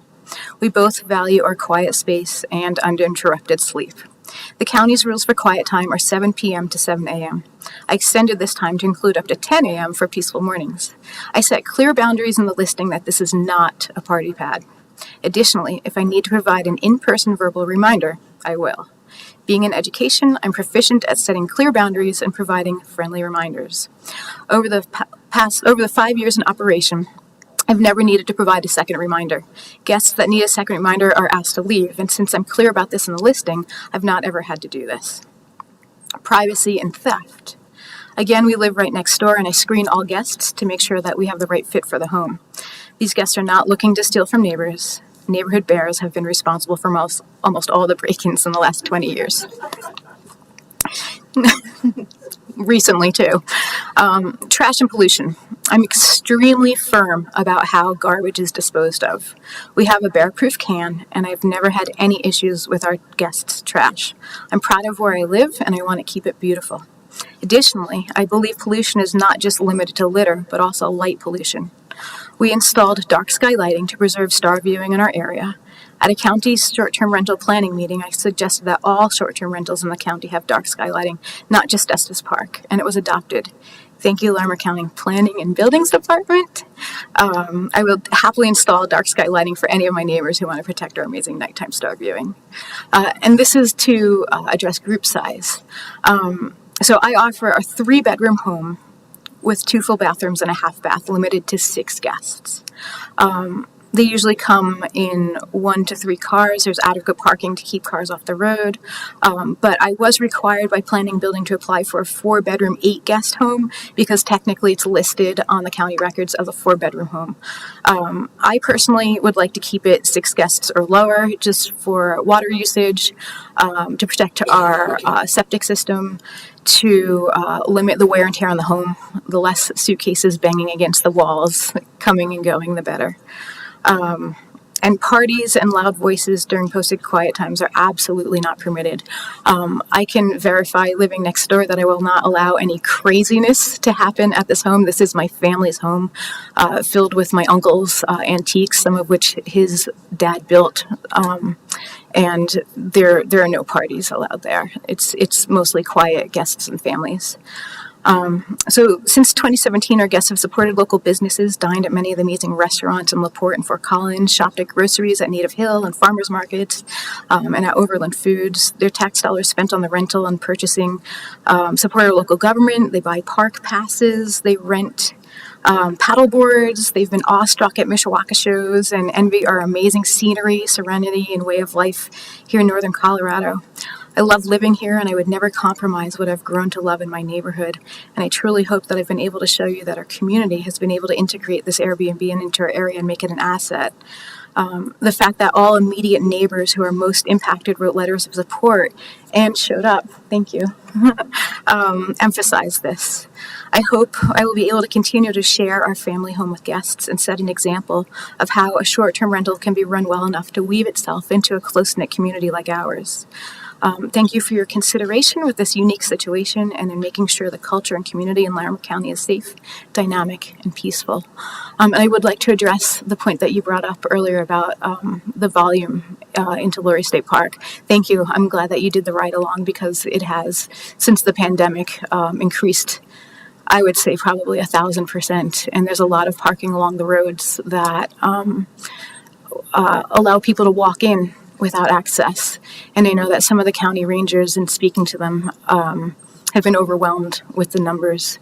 And on the 4th of July, I did witness that they were stopping walkers and making sure they had purchased a pass. And I hope that we can find a good solution to make sure that, you know, that open space can be preserved and kept beautiful, because it was really run down after the pandemic shut everything down, and it was a disgrace. So thank you for making sure that Lurie State Park is kept beautiful. Thanks.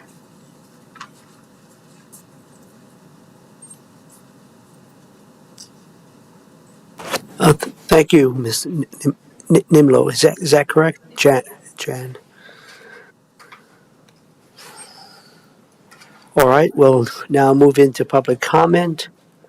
So as before, is there anyone here in person who wishes to offer public comment on this proposal?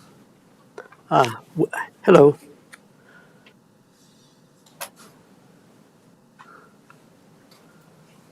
Welcome. Please introduce yourself for the record.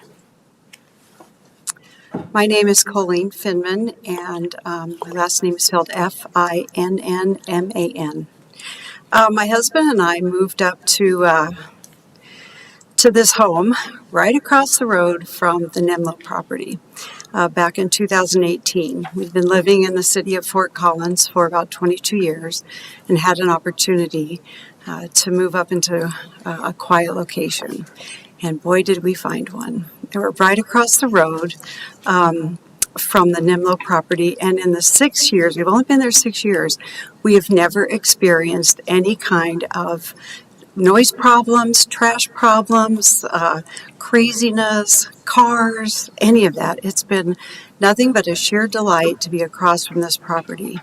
The couple maintains it beautifully. They're very, very careful with the property, as Jan said, and they dearly love it.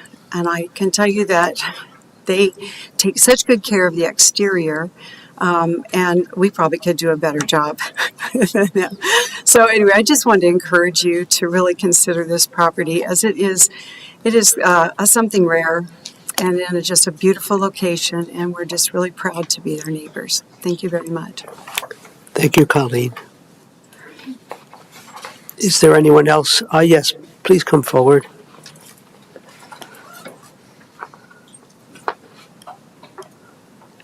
Welcome. Good afternoon. Hi, my name is Trish Runquist, Rundquist. I live at 701 Pecan Drive. It's just down the road from the Nimmo property. I've been there since 1998 and have never, in the years that Jan had it as a Airbnb, I've never noticed any increase in traffic up in that area.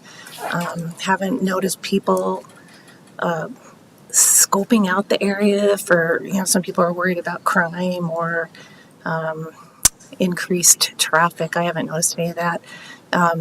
Jan and Mike have been a great addition to our neighborhood when they got here. They've done so much for our community, and having that home available for us to have guests stay there is, wonderful, because otherwise they'd have to stay in Fort Collins, which, it's not that far away, but you have to drive back and forth from Fort Collins to Bellevue, or if they wanted to come and use the state park, they'd have to drive from Fort Collins or wherever they could find a place to live. So having that home available for our company and family and friends to stay there is really priceless for us. That's all I have to say. Thank you. Thank you, Trish. Is there anyone else here in person who wishes to offer public comment? Then let's check online. Jenny, anybody there? We have no attendees online.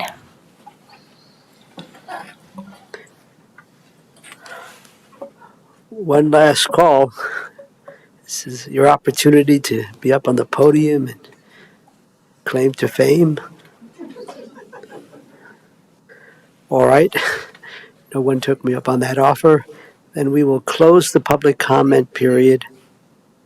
And I don't know, Jan, if you want to offer any additional comments. The public comment that we heard was favorable, but perhaps you'd like to say something. You do have an opportunity. If you could keep it short, that would be great. I did put together a slideshow, so it includes a map that I would love to show. And while you're pulling it up, I would love suggestions as to. I do personally meet with all of my guests and tell them that in order to access the park, you need to stop and get a pass, even if it's a walk-in pass. And I do believe that having people walk in would also help alleviate some of the traffic situation. But would you suggest having a household season pass to make sure that it's covered, but that would only cover the purchaser? So it would have to be an individual walk-in pass. I'll let you conclude your comments. I have some questions for you Okay. that I think will address your thing. So go ahead and conclude your comments, and I was Thank going to ask you questions. Oh, sure. Okay. So I did bring up the Airbnb listing and put it into the slideshow just to show you that it is only for 6 guests with 3 bedrooms. And there's 68 5-star reviews. So it's something that I take a lot of pride in making sure that I offer some of the best accommodations. In going through this process, it made me wish that other counties did the same, because my husband and I travel a lot. We use Airbnb, and we've stayed in places that we literally had to leave because we felt unsafe. So with this process in place, we can assure that no child is going to fall through the railing. There's no exposed electrical. And one place that we stayed, the place was heated by the gas stove in the kitchen. So we offer heating. Next slide, please. This is a map of the neighborhood. It's only partial. I thought I had more on there, but you can see that. Okay, so it cut off the bottom. Oh, bummer. Okay. So most of the houses that were in opposition are down on the end of the neighborhood and just didn't even realize that it was in operation when it was in operation. The one red dot is just north of the house, and ironically, they have the crazy parties, and they were the ones that stated that I had crazy parties. I don't have crazy parties. It's just too much of a risk to the home and the things inside. I think the rest of them, that's just the listing. If you go next slide, you can see right there, I circled it. This listing has not been updating since I listed it in 2017 because they've changed the Airbnb listing layout, and it's much shorter now, so I'd have to shorten it. So no parties. We have to respect the neighbors. Thank you. So I just want to make sure that you're responding to what you heard from public comment. Oh, I'm sorry. Okay. That's quite all right. I have no other response other than thank you. Appreciate your support. So why don't we switch gears for a moment? It looks like Commissioner Shedek McNally, you have some questions or comments? Mm-hmm. Please. First, thank you for being here today and bringing your neighbors, and it's great to hear that you have a good relationship with them. So if there was problems, sounds like not only your next door, but you would have a chance to converse with them. So with the other ones that are in opposition, are you ever thinking that maybe you might reach out to them and try to build some relationships with them to kind of alleviate any concerns? So yes, and it's interesting that you brought that up. It was the first postcard for this was posted all along our community bulletin boards and mailboxes, and it just seemed like there were a lot of things that people were assuming were going to happen, not knowing that the house had already been used as a short-term rental in the past. So I'm out walking the dogs every day, and I run into these neighbors that, we don't know each other's names, but we know our dogs' names. And I asked one of them if they knew about what was going on, and this is a neighbor that I see a lot, and they expressed some concerns, and I just mentioned, that I was the person with this request, and I answered all their questions. By the end of the conversation, they asked how they could rent the house, and I explained that I can't rent it out right now until this process is finished. And I believe that conversation helped bring that information to the other side of the neighborhood, and that's why we don't have anybody in opposition here today. So just in general, I just want to make a statement and kind of ask a question. I have a couple more questions, Mr. Chair. If you could let me kind of get through them, that would be great, because I want to get to your question to me. In other areas of our county, having a short-term rental inside of a really quiet, private residential neighborhood has been really disruptive. Mm-hmm. And there are people that have noises and actually have taken the backyard lawn equipment or lawn chairs and taking it over to the short-term rental, and people come home and find stuff, so just so in general, when people say, people just kind of making general comments, in some areas of comment, this does happen often, and it's really a problem in some areas. So I just want to make sure when doesn't belittle some of people's concerns, because in some areas in this county, it is folks come home and find people smoking cigars on their deck. So, I mean, it's an issue. Yeah. But I do think it's so I just want to kind of make sure, I think the neighborhood concerns are can be valid, because and especially if you don't know someone, this is happening in your neighborhood. So I just want to kind of address that. And I think it'd be great to make sure people feel comfortable, because it can be worrisome, and then, there's a complaint system, so I just want to try to keep the harmony, because it is, I'm not really a fan of putting these inside neighborhoods, residential areas. I think there's other ways to have these closer. And then the one reason that I have some concerns, and I appreciate you talking about nice guy. Actually, it's something I've been working on as a county commissioner since I took office, was trying to protect nice guys. And it's something I've been talking about and trying to do. So Thank you. And it's something that is really important to me, because I'm the only commissioner who lives out in a corporate area, and my nice guy's disappearing. So it's something Yes. I'm experiencing. We've noticed the same thing. So, so my concern is, it's really easy to have, and there's a lot of homes around reservoirs and public open spaces that they're very popular to have, to have short-term rentals, and then people just walk in and use our public spaces, which taxpayers are paying a lot of money for, and it costs a lot to maintain.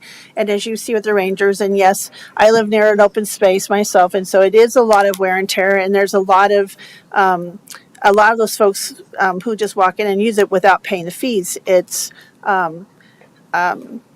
is wear and tear, and it's usually, if they're not going to come in and pay the fee and be, I'm going to say legitimate, I don't know if that's the right word, but someone who's trying to be a good steward and designated stewardship, kind of that place, it could be an issue. So I do know where that's located. It's near Soldier Canyon, and that's a extremely problematic area right now for our rangers and for Laurie State Park, and there's a lot of issues. I mean, it is a source of high, and I do lighter lawns all the time. The sheriff's office, the Department of Natural Resources, our rangers, I do a lot, because I'm boots on the ground kind of commissioner. And so I do know that weekend, that area is problematic. Every single day during the summer, it's problematic. So I think for your question to me is, first off, just knowing that a family pass would be fine, but you're more than a family of 5 if you're having those people come in. So I would encourage them to either, pay the pass, or have that, because they have those stickers, and soon there will be online opportunities to buy the pass online before they came, and then they would have that already prepaid. But I think trying to think about what is fair for the taxpayers in the community, for these people to come in and use the open spaces for free when everyone else is paying. So I think buying a family pass, because I have a family pass, but only 3 or 4 of us really use it, but you're looking at hundreds of people using it. So I think thinking of it that way, I think it would be nice to have those people pay their way if they're going to use our space, because if they are paying their way in other open spaces, they're paying their way by buying a pass. And I know we can't stop them if they're walking in, but Soldier Canyon is well known for people just walking across and using Larimer County's open space from Lowry. So it's an issue. And I think that is something that I would like to have that thought of, because you're going to have people doing that. So I think it's something that, doing your diligence, I could make it a condition of approval, maybe just say, hey, you're going to have your guests buy a pass for the day, and understand what that means. And then also, I think Lodgepole Drive coming into Lowry State Park is a problem, and a lot of neighbors complain about speeding and problems, and I think you all are concerned about that as well. And so I think that would also be good diligence, just to make sure your guests are really informed before they come in, that speed limit's 35 through there, and that you really need to be paying attention and be respectful of the neighborhood, because I think that also is easy, because I do it too, just trying to look where you're going and not paying attention to some of the speed lines.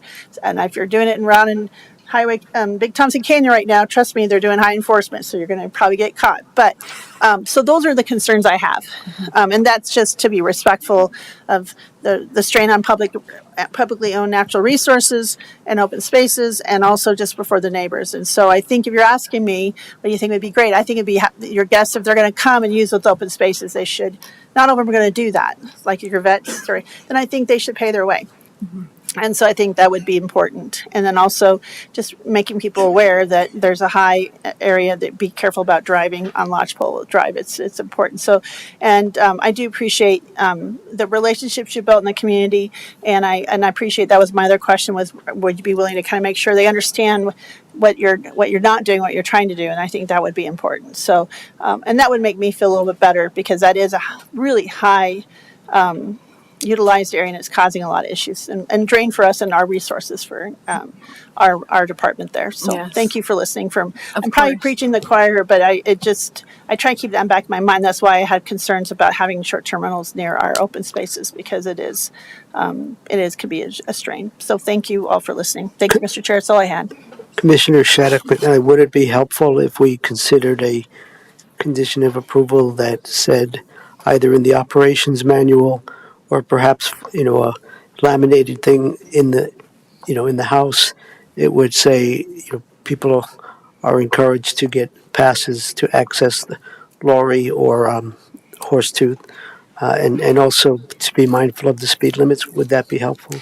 Mr. Chair, thank you for asking me that question. Yes, it would make me feel a lot more comfortable, because I think also, all those people that lived on Lodgepole, knowing that there's a short-term rental, they know that you're also thinking of people that are coming in and out, and I do think we have to think about public assets and other people, including myself, paying for, I have to pay my $10, my $100 to go into, camping this weekend, and I buy passes for all my kids for all national parks. They're pricey, but I know they're going and using those, because I feel that these are public treasures and we need to invest and maintain them. And when we have folks using them, we need to pay our way to kind of help maintain them. So that would make me more comfortable, So, Mr. Chair. Thank you. Samantha, if you could work on the wording, but Jan, you're okay with an additional condition of approval that would state to the effect that there will be signage that, number one, encourages people to, get the proper passes to access the public spaces, and number two, that they're very mindful of the 35 or whatever it is speed limit. That would be It's 35 to 30, so it Yeah. actually goes down as it comes closer. whatever. On Yeah. Lodgepole. Yes. Okay, so I think Samantha figured out the wording. You're good with that? Alrighty then. Let's see. Any other questions for staff? Then I believe it is, you're welcome to go on back there. Mr. Chair?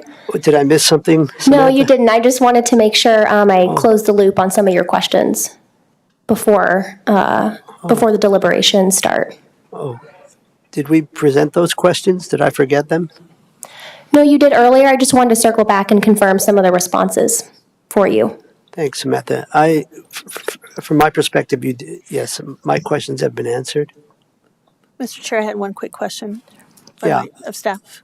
Yes, of course. Thank you, because I was wanted to address Ms. Jan's question to me. Can we just clarify, since this is under the previous regulations, and then we have kind of a different process for the new regulations? Frank, do you know where I'm going with this? Is this a different kind of? Is this a different process because it's the old regulations, like the getting a license, or is it a land thing, or what is it the same process? So they'll be subject to the same enforcement, losing their license, that kind of thing. Does it make sense? Can I answer my question? I think what you're asking is, one, this goes under the other old regulations in terms of getting the special review permit, which is what this approval is for? Administrative special review. Administrative special review, but yes, it will be subject to the ordinance, so they will be subject to all those enforcement mechanisms in the ordinance. So if they, because if they sell this or it goes forward, it doesn't stay with it, right? Right. Or does it? No, it would be subject to those restrictions. Right. Are you referring to the transferability standards? Yeah. Correct, yeah. So since, if this were to be approved today, since it's approved after June 1st, 2023, the license could only transfer to those in the immediate family. If they stay the owners. Correct. The license could only transfer to an immediate family member of the current owners. Otherwise, any new owner of the property would have to reapply under the new standards. Okay, that, I just want to clarify because we're kind of in that, the other one stayed with the house, but not anymore, correct? With this one.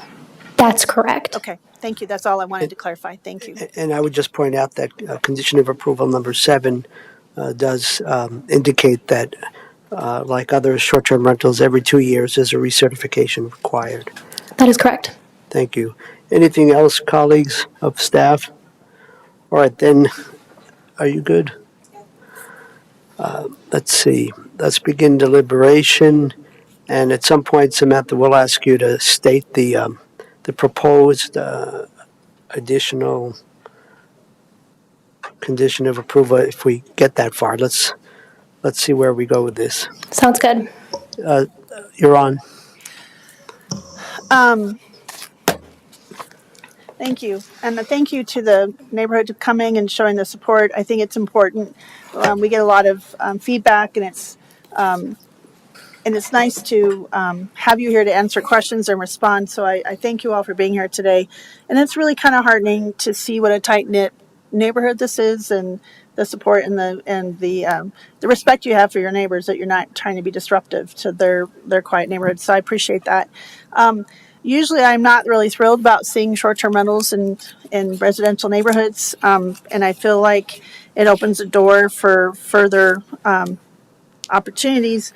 And I think I'm really sensitive to having these close to state parks and Larimer County open space assets. However, knowing that the property owner lives right next door, which is a big plus for me, knowing that she is personally related to the owner, and this is the wear and tear and the care for this home is of utmost importance, and it is seemed to be a little bit of benefit for the neighbors surrounding. I mean, that certainly sways my thoughts on this. It would be important to me to add that condition of approval. I do think we have to be sensitive to how many people extra come in and use open spaces without paying their way. And so I would like to attach that as well. And just the kind of since we have, I hear quite a bit from neighbors on Lodgepole, just that adding that extra condition of approval to make sure it's listed and being aware that it does slow down quite a bit to 30. I forgot it was all the way down to 30. Thank you for reminding me of that. And so by adding those two conditions, extra conditions of approval, I would be inclined to support this application if we added those two. I do appreciate the applicant and the neighbors have helped alleviate my concerns about criteria 1 and having impacts on the neighborhood with their thoughtful approach, and also 2. So if those other two conditions are attached, I would be inclined to support this application. Thank you, Mr. Chair. Thanks, Commissioner.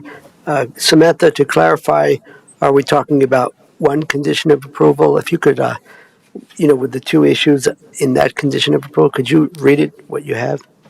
Yeah, I actually broke it into 2 conditions of approval. You have it as 2? Would that suffice? I'm happy to show what I have, and we can. Yeah, before we go to Commissioner Stevens, once again, would you show that on the screen? Because I like to see pictures or words. I just have it in a Word document, so hopefully this works. So give me 1 second. Absolutely. Thank you for your good work. And then we'll go to you there, Commissioner. And Frank, I would welcome any revisions on the condition wording if needed. Thank you. Is that okay? Frank, do we need to specify Laurie State Park and Larimer County Parks and Open Spaces? Does that need to be clarified in there? Or even Rocky, but they couldn't get into Rocky if they hadn't bought a pass, but just, does that need to be specified? Just curious. If you'd like it to, you can if you'd like to. I don't think you need to because I think it would qualify the way it's written, but if you'd like to be specific, you can. If you feel it's adequate to make sure they understand, then I'm fine. I think if we leave it the way it is, then it would be all inclusive of whether it's a national park or city-owned natural area. So I believe it's adequate here, if that's okay with you, Commissioner. Thank you. Thank you for displaying that. We'll now move on to the person to my right with your deliberation. Yes, thank you. I'll support this application. Jan, I appreciate you coming and answering the questions that we had, and certainly appreciate the outreach you've done to neighbors in your community. I mean, it's clear that you get along with folks, that you want to get along with folks, that you want to make this right. Living right next door really does help with the situation. I mean, if someone's loud, you can, knock on the door. Or give them a call. And so I think and I think that's, the neighbors also know that, and they know how committed you are to the community, so that they're comfortable with that. I'm fine with the 2 additional criteria that you need to meet. Seems like you're a 4th grade teacher, so I bet you'll be pretty thorough on your description of what they need to do. So yeah, I'm supportive. I appreciate you coming out and there again, kind of talking to the rest of the neighborhoods that may have been the reason that people didn't come to object in person. So yeah, thanks for bringing this forward. Okay, thank you, Commissioner. I too will support the application, so congratulations on that. I think review criteria 1 and 2 that were in question based on the public comment, based on the written comment, and certainly recognizing, not dismissing those people who, I think the 9 individuals who expressed concern, acknowledging that, I think overwhelming their support. The relationships are there over the years. The property manager is certainly within the specified amount of time to respond if there is a complaint. I think the additional conditions of approval make the application stronger. Oh, and the last comment I'll make is that the willingness on the part of the applicant, even though they would be permitted for 8, advertising for 6, I think that's very intentional about trying to address, to some extent, traffic or noise issues. So, with all of that said, I'm good with the additional conditions of approval. That would get us to 15, I believe. And so at this time, Commissioner Stevens, go for it. I will. Thank you, Mr. Chair. I move that the Board of Commissioners approve the Henius short-term rental administrative special review, file number 22, zone 3353, subject to the conditions listed in the report, the 13 conditions listed in the report, with the additional 2 conditions that were stated earlier in the meeting. Thanks, Commissioner. I believe that is a properly worded motion. I'm looking over to our county attorney. Thank you. Any further discussion? Seeing none, all those in favor? Aye. Aye. That passes 3-0. Congratulations. Good luck. I think we'll just keep moving right along. Thank you, Samantha. Well done. We'll now move on to the final discussion item. Wellington Operation Company, the WF Muddy Unit number 26-2, Special Review and Appeals. Mr. Lafferty, this one is yours. Thank you, Chairman Kafalis, Commissioners. Matt Lafferty, Principal Planner, Community Development Department. This item on your agenda is a special review application referred to as 23 Zone 3571. It's for the Wellington Field Muddy Unit 26-2. In the packet, starting at page 205 and going to 651, you'll find all the information pertaining to this application that we have received or prepared. You'll also find at page 649 through 651 an addendum that is a quick staff report announcing what happened at last week's Planning Commission. So you don't have minutes from last week's Planning Commission because we just didn't have time to produce those, and I put this on a pretty aggressive schedule. So with that, it's attached there. There are some additional conditions that are in the recommendation, and we'll go over those as I wrap up my presentation. So with that, on the screen before you is a vicinity map, give you a perspective of where the site that we're talking about is. This is I-25 running along here, County Road 70, also known as Al Canyon Road, about 3 miles, 3.25 miles west of I-25. You'll find the subject site. It's located between County Road 13 and County Road 11, just on the north side of County Road 70, which you can see a little more detail on the vicinity map to the right. Just real quickly, and I did this at the Planning Commission, it didn't work, so I'm going to try it here. I doubt that it'll work. I'll have to stop share and share again. Don't know why that doesn't work, but if you give me just a second. And I'm not going to pull it up because the screen is going crazy, I think. Oh, I thought for a moment you caused the screen to melt.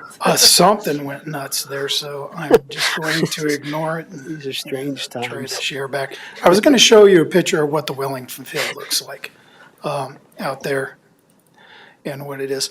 Currently in the Wellington field, there's a little over 20, I think there's 22, if I'm correct, existing wells that are in production in the Wellington field. It covers a rather large north-south area, just northwest of the Wellington area.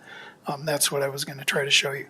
On the screen here, you can see that the site is relatively small. When we go to this, there's the well that is going to be expanded or to be re-drilled is located on a 40-acre parcel. And that 40-acre parcel is owned by the Wellington Operating Company, which is the oil company, or King Operating is also the main company for that.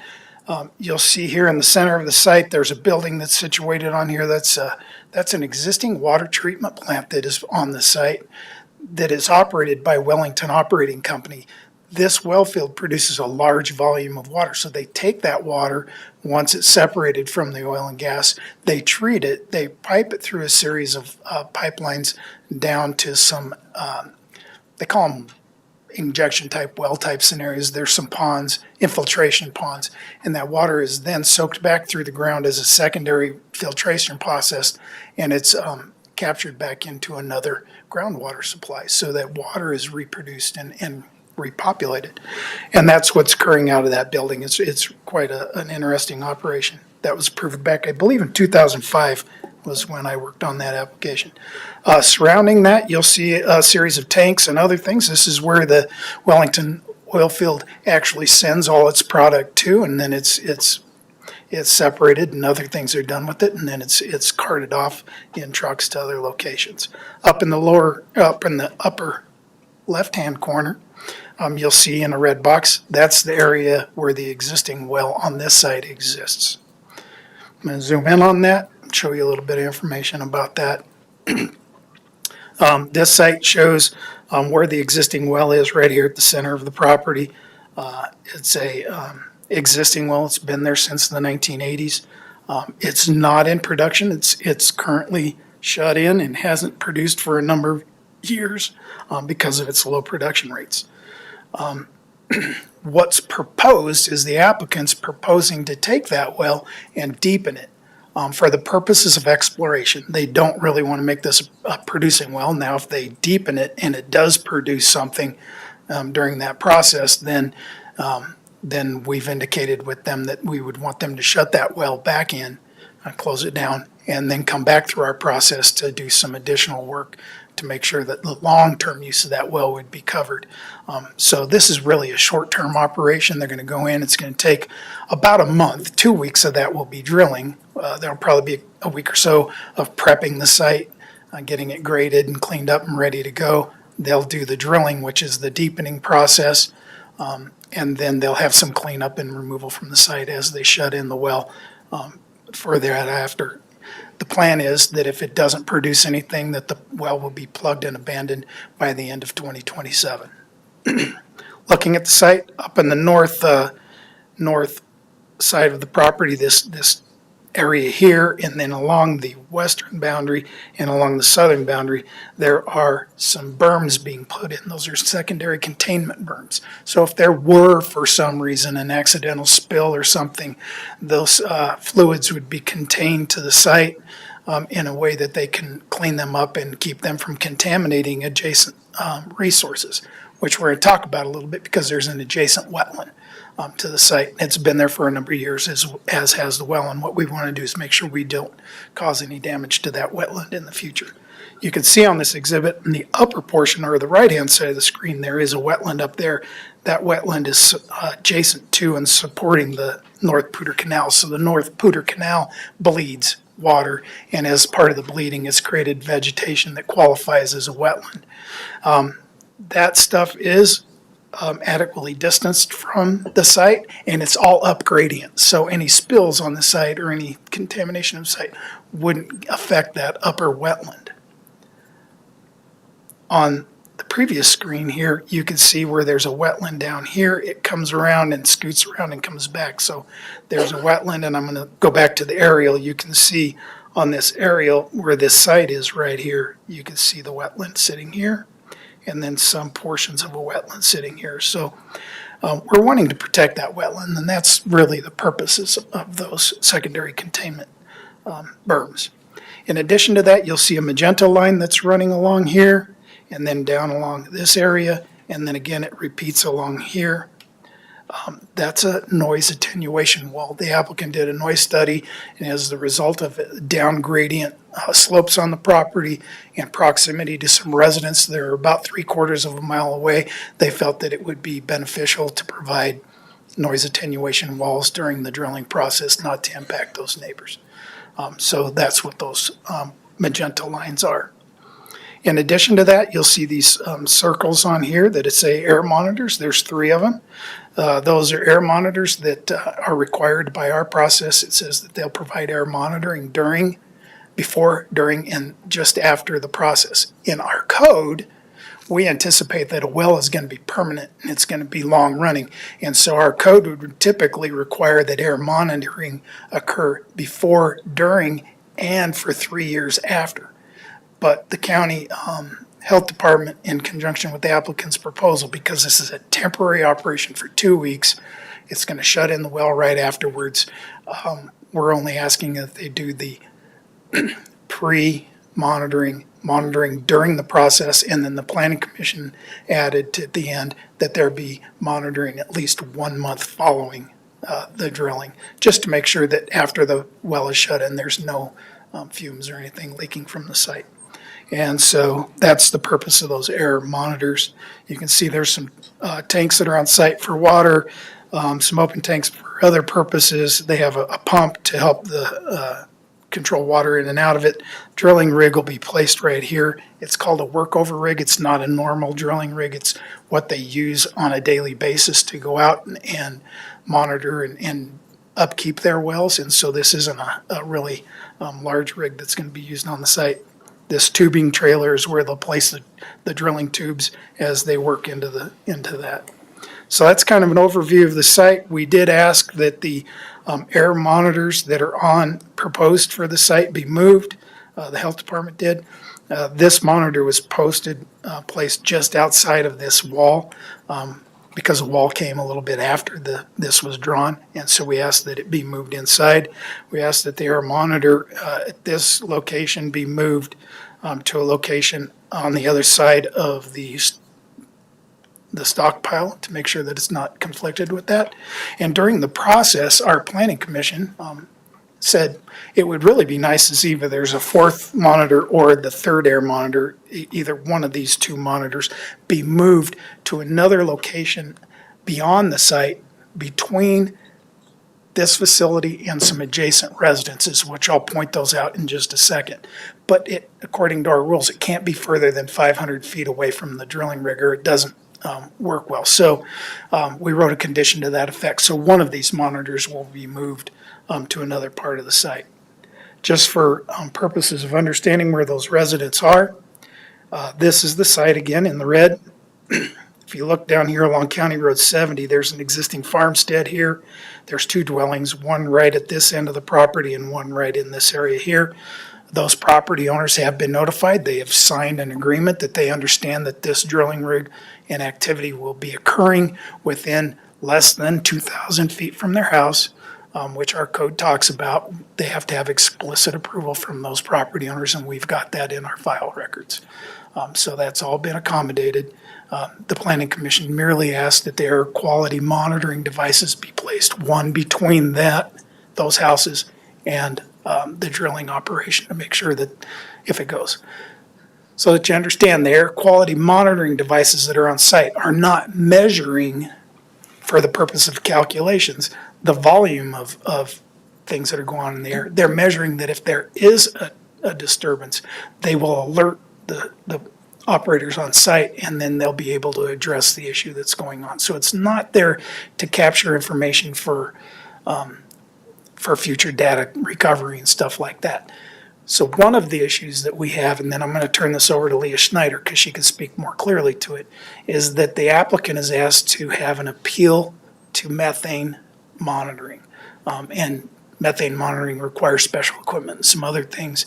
And due to the duration of this operation, which is only 2 weeks, most of these drilling operations take months and months and months, and then there's a production process, and there's a lot of concern about methane in the air. We're not so concerned about it with this operation because of the short-term timing of it and its location. So I'm going to turn this over to Leah, and she can speak to that issue real briefly. Leah? Good afternoon, Commissioners.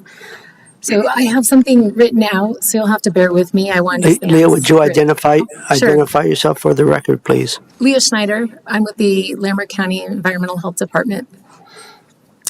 So I just want to be clear, the intent of the air quality monitoring is for leak detection. So the state health department has a monitoring requirement, but only for new wells. They don't actually require it for recompletions, which is something that our regulations require, as well as the 30 days of monitoring and post-monitoring for 3 years, or post-production monitoring for 3 years. The applicant, in our regulations, we require methane and total volatile organic compounds. And that does make sense when you have multiple wells being drilled, as well as fracking for horizontal wells. And you have all those various engines out there, and the timeline is a lot longer. So when we were evaluating this, the applicant was proposing that, to avoid the methane, not avoid it, but just requested not to test for methane.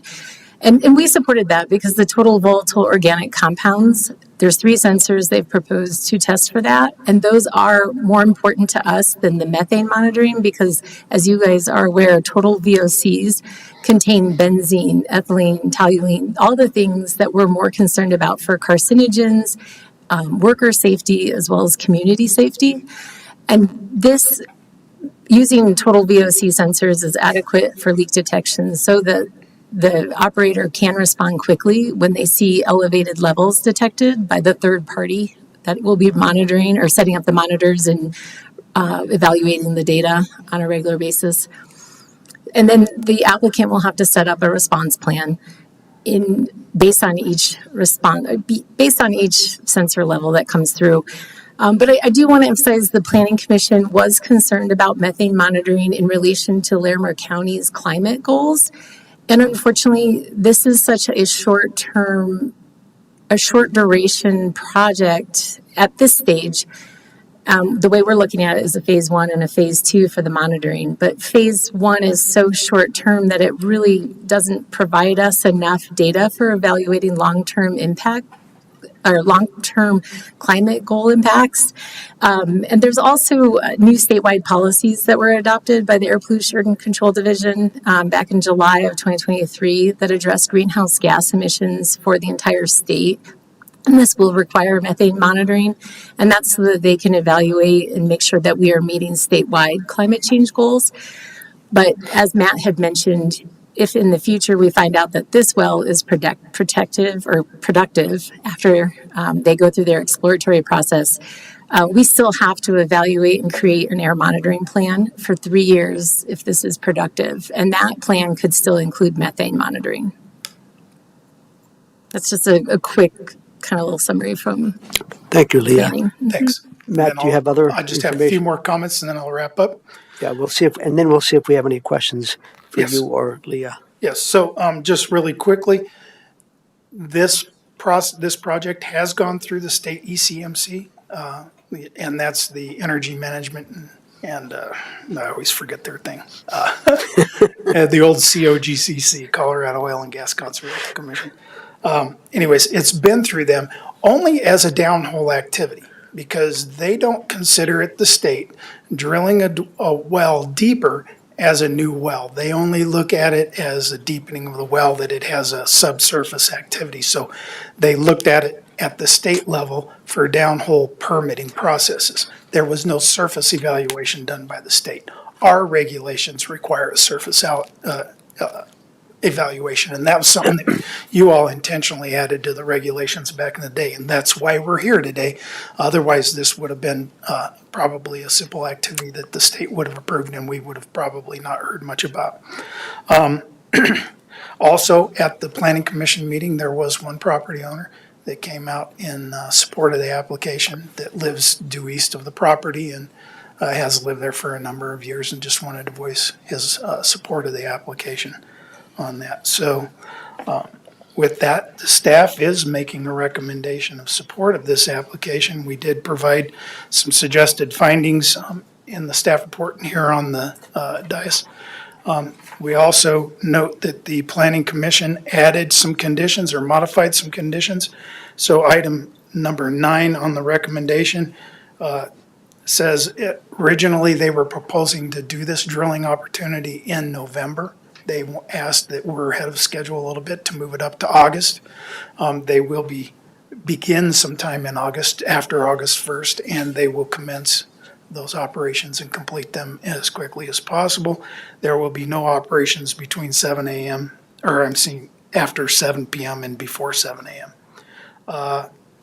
If they choose to operate during that August period, they will use the best management practices for air quality as suggested by Article 11.3.3 F and J that are found in our land use code, as well as those that are provided by CDPHE, Colorado Department of Public Health and Environment, on air quality action alert days.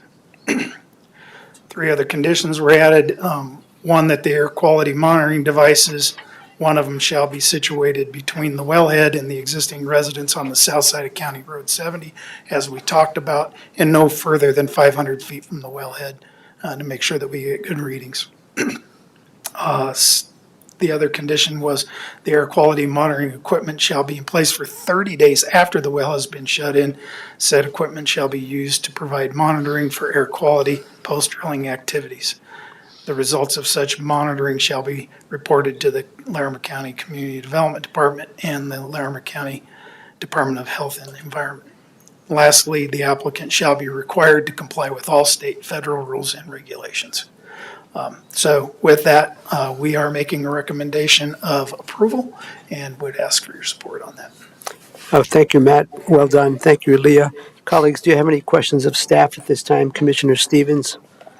Yeah, I do. Thank you, Matt. Thanks for your thorough presentation. So there are usually a lot of advisory days in August. We know it's one of the high ozone days because we have, free transit days during the month of July and August because of that. Can you remind us what best management practices are? Because it looks like they're going to be using kind of diesel, like right there. They're not using, I don't even. So what does it look like on those high ozone days, saying that lately we've had a lot of them. So there could be quite a few in August. What does a best management practice look like? I'm gonna have to pull them up off of my computer here. Real quick. Sorry. So, Leah, can you pull those up off of Article 11? Yeah, I have them up. And some of them they've committed to in their air mitigation plan. And several of these, so as you guys know, Colorado Department of Public Health and Environment issues their forecasted warnings usually the day before by 4 p.m. So that gives the operator time to prepare for the next day. And some of these, if you noted in the mitigation plan, it does list all their equipment, which you're looking at diesel fuel concrete mixer, you're looking at a couple of generator engines, and just even their Ford fleet trucks that they use, and those types of things you can go through. We have a list in our plan that they've committed to minimizing vehicle traffic and engine idling, reducing truck and worker traffic, delaying vehicle refueling, suspending or delaying use of fossil fuel powered equipment, things like that. And then if there was anything like that had to be finished with like a high VOC, volatile organic compound containing paint, they could delay that till late evening. There's a couple of different mitigation options for them that they've included. I'm about there. I'm going to put them up on the screen for you. Yes. Zero, things like dehydrators would be zero emissions, emission controls of 98%, pressure suitable separator, vapor recovery. I'd have to ask the applicant to speak. Some of these are technical in nature. Zero emission pneumatic devices, and a lot of these would be what you would see on a typical oil and gas facility that is running all the equipment and stuff. Really what we're going to have here is a rig that's drilling the hole down, and then there might be some diesel generators and stuff that are backing it up. So it would be trying to minimize the use of those to certain hours, or to have them turned off and turned on throughout the day. I would make a note, we are not in the non-attainment zone here. We are outside of the non-attainment zone, which is beneficial, but that doesn't mean that it doesn't contribute to the non-attainment zone. So we would like to see that they practice it as best they can on that. Yeah, thank you, because it doesn't, the way things work is it doesn't just stay there in that non-attainment zone. Right. Right. Yeah.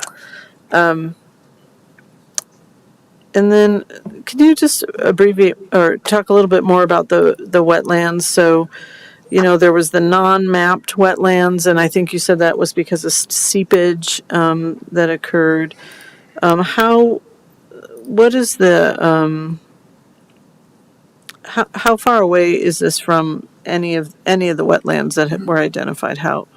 Okay. Now, let me pull up a better aerial photography of the site, if I might. It's going to take me just 10 seconds to find this.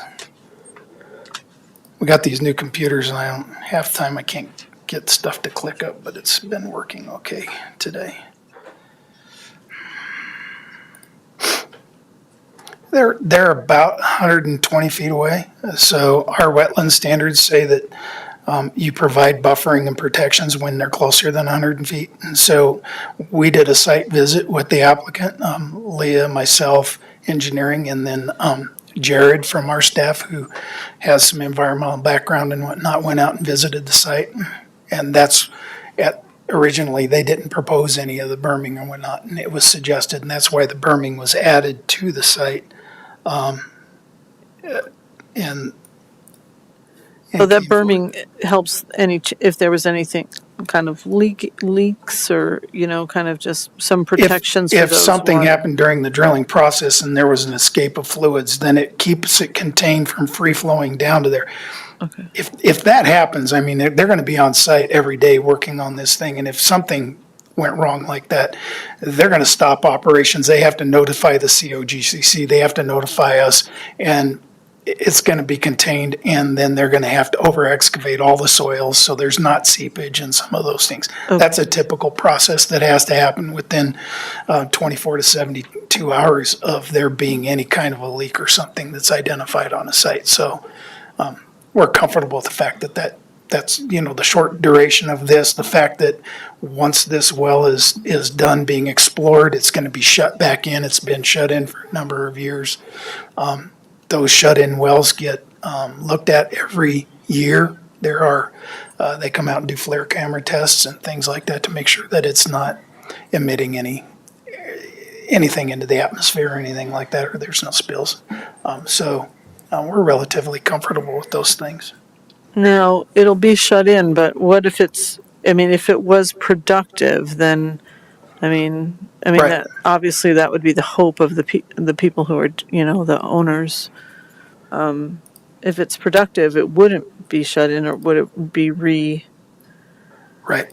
And reactivated, or I don't know the correct terminology. because we looked at this from the standpoint that this is an exploratory operation, that it's going to happen and it's going to be done and it's going to be shut back in. If they find out, let's say they drilled down 1,000 feet and they hit something and it's like, wow, this is really productive. We're going to turn this well on and start collecting off of it. We still have a condition in there that says you shut that well in and then you come back to this process and we're going to look at it from a long-term perspective of what types of measures need to be put into place and made to protect the environment. So it would still be shut in until They come back through a process with us, and then you permitting. will get the opportunity to revisit this question. Thank you for reminding me how that works.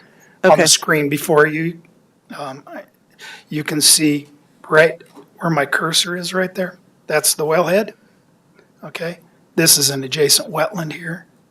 And then this is also a wetland up in this area here. It's not wet, but it does get inundated with water into that. So you can see that, it's a relatively close operation.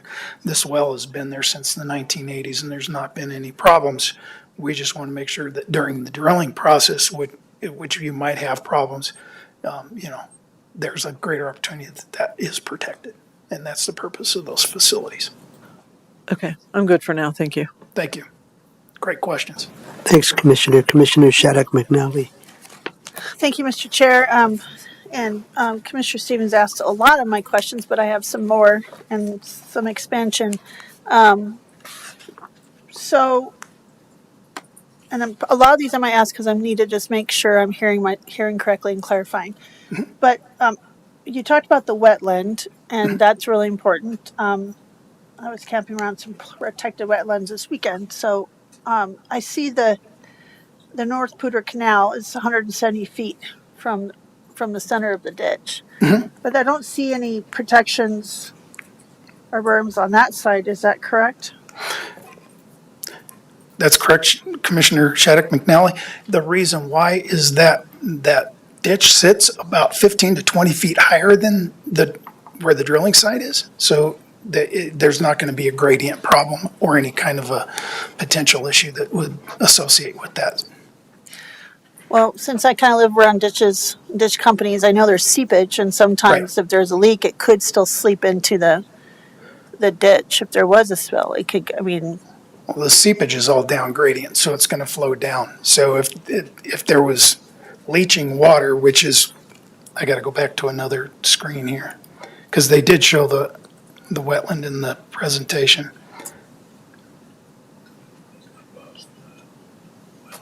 Yeah.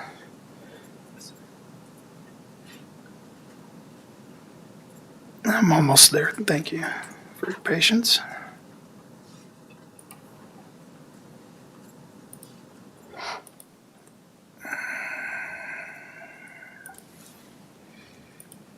So you can see on the screen here, this blue hatched area. Yeah.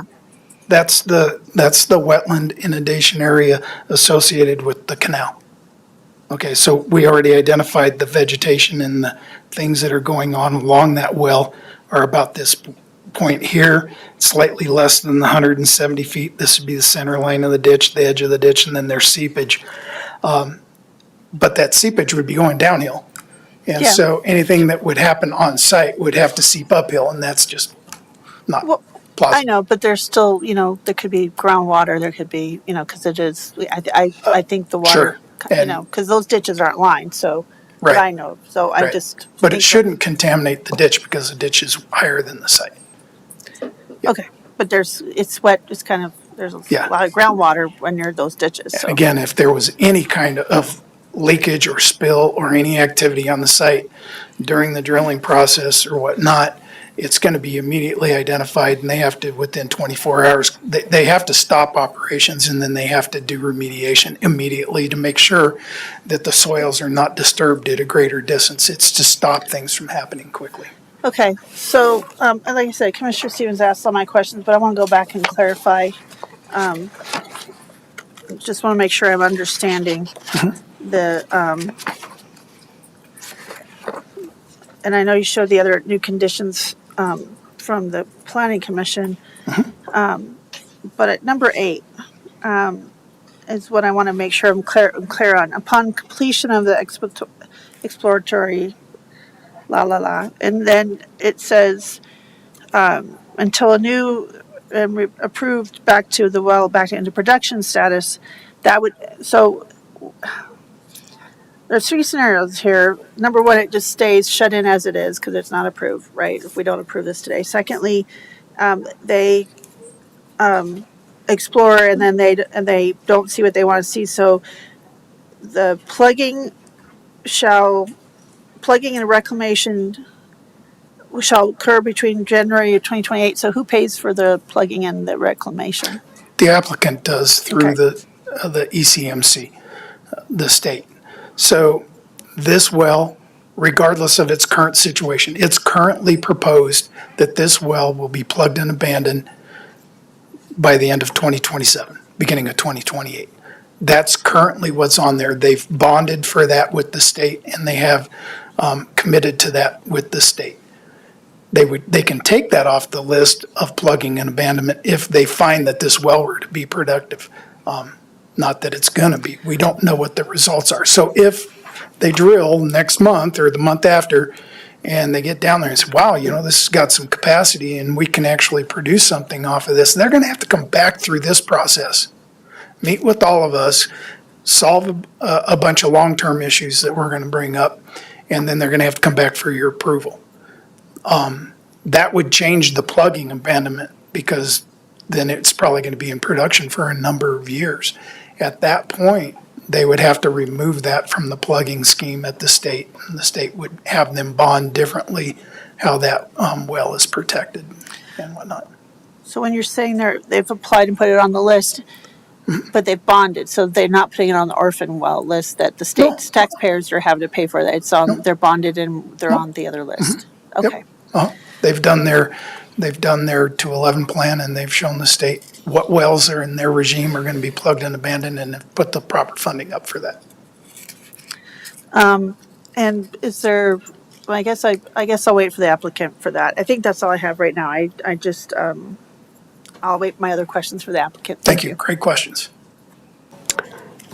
I'd like to hear from the applicant, so I will refrain from any questions of staff at this time.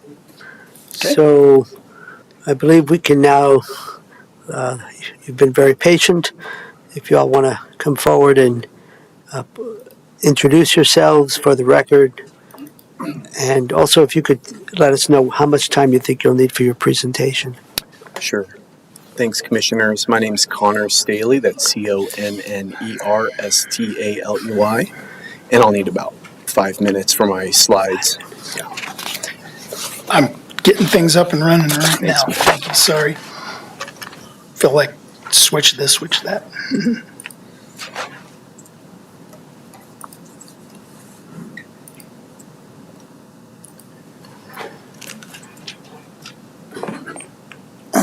Okay. It's all yours, Connor. Okay, thanks. Okay, yeah, so my name's Connor Staley. I'm the asset manager for Wellington Operating. So just quick overview of the field. It's an old oil field, was drilled in 1923. As Matt mentioned, it's relatively small footprint as far as oil fields go. It's only, maybe a section and a half wide east to west by 5 miles north to south. There's, at any given time, 20 to 23 active wells. Sometimes we shut wells in because they go down, and then we repair them and turn them back on. In the current producing formation is the Muddy J sandstone at a rough depth of about 4,300 feet. And so Wellington Operating Company was formed in 1992 and is the operator of record at the state for the last 30 years, has a history of safe and clean operations in the field, and our number one ops guy lives in the middle of the field, literally. His home sits in the middle of the field, and he operates the field and ensures that it is clean and is operating to specification. The field was acquired by King Operating Corporation in 2019, and since then they've shown a commitment to improving the asset. They've plugged and abandoned 6 wells, and when we refer to plugging and abandonment here, we are referring to paying for those. None of the wells in the Wellington field are part of any orphan well program, so the owner is committed to paying for the plugging of the wells. And so those were plugged ahead of schedule at county and landowner request. They've made air emissions improvements to the tank batteries, gone through processes at the CDPHE with air permitting approval, and then have also implemented various improvements at the water plant and a groundwater monitoring well program. So as Matt described, and thank you, Matt, for doing a great job there bringing that up. So we are looking to utilize an existing well bore to deepen about 1,000 feet, just to simply learn more about the underlying structure and rock properties and fluid properties of that existing well. There aren't any modern penetrations deeper than that in the immediate area, and any of them that have been done, within the past 20 or 30 years don't have modern, what we call logs or diagnostics done to them that we can really learn from as well as we can by the newer technology today. So, as part of this procedure, we will install new casing and cement, so that'll give one additional barrier inside the wellbore to the surrounding zones all the way to surface, so it'll actually improve the condition of the existing wellbore. And no fracking or injection of fluid of any kind will occur into the zones of interest underlying the current wellbore. So, as Matt had mentioned, we plan on using a workover rig for this activity. A workover rig is a standard piece of equipment that we use to fix wells that break for some reason. So it's got a much smaller footprint, much lower emissions than a regular drilling rig. It's just overall a much more minor procedure using that piece of equipment. And we expect to find oil, gas, and water in some amount in the deeper zones, but we are unsure of how much or if it'll even be commercial. So to some degree, doing this project may accelerate the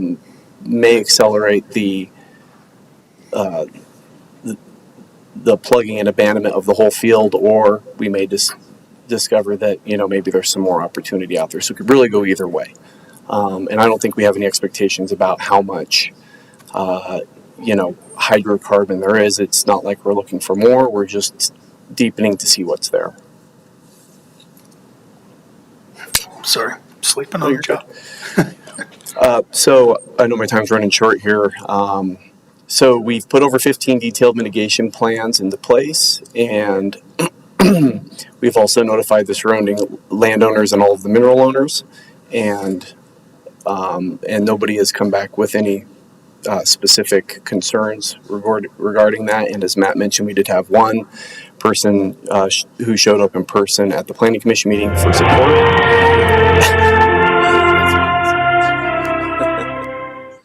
And then I added one more at the bottom there. Yeah, I think please try to move towards wrapping up. It looks like the time is up, but maybe 5 minutes wasn't realistic, so please. No, that was it. Oh. Yep. Yeah. Ending with a visit from Mike Blem. Yes. Yes. Thank you, Connor. Thank you. Colleagues, do you have any questions, comments for the applicant? Yes, Commissioner Stevens.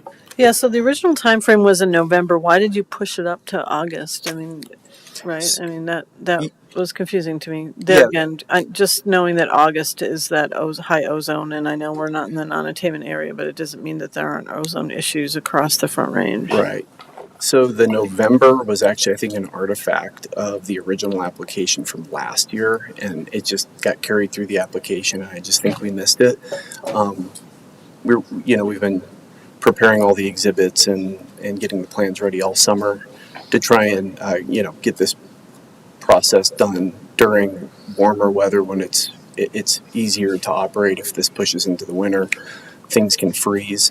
So we wanted the ability to write in that we get started in August at the earliest, but it doesn't necessarily mean we'll do all the work in August. I just wanted that ability. Thank you. That's all I have for now. Are you good for now, Commissioner? Commissioner Shattuck McNally, any questions or feedback for the the applicant. So that was my question too. Why was it August? But my second question, maybe back a slide. You said that you expect to find oil, gas, water in the deeper zones. Some guys said that would be groundwater. So why do you expect that? Just because of the existing oil field, or have you done some other preliminary findings to look into that? The question is, why do we expect to find oil, gas, and water?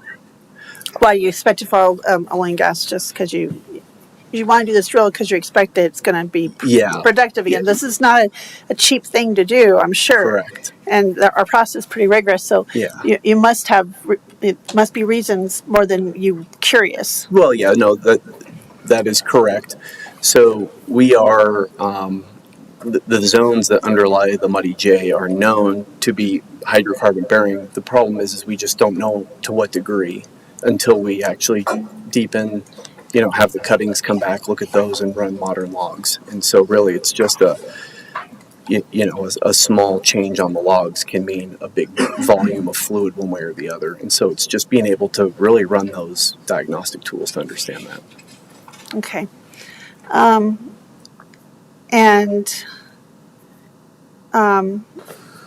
When you talk about no fracking or injecting fluid into the new zone occurring, what other things are used during this process? Is it just water? What is used in the process with drilling? Because I know you have to use something to kind of reduce the friction or the heat. Is that correct? That's only if you're pumping fluid down into the formation. Yeah, we'll just use a water-based mud system. We'll drill down, circulate out, and then run casing to total depth, and then pump a water-based cement up around that. Okay. And there aren't any friction reducers associated with that. Okay, that's helpful. I think that's all I have, Mr. Chair. I'll just offer one question.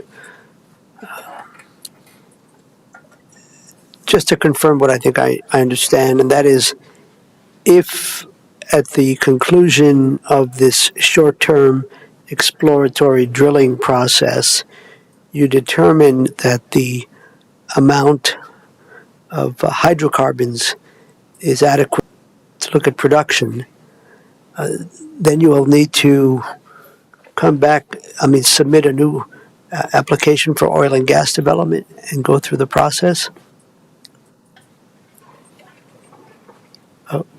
Matt Lafferty is shaking his head, yes. What's that? Yeah. Yes, he's nodding his head, but I think a sound would make, there might be some people who are not watching. Could you? Yes, that's correct, Commissioner Gonzalez.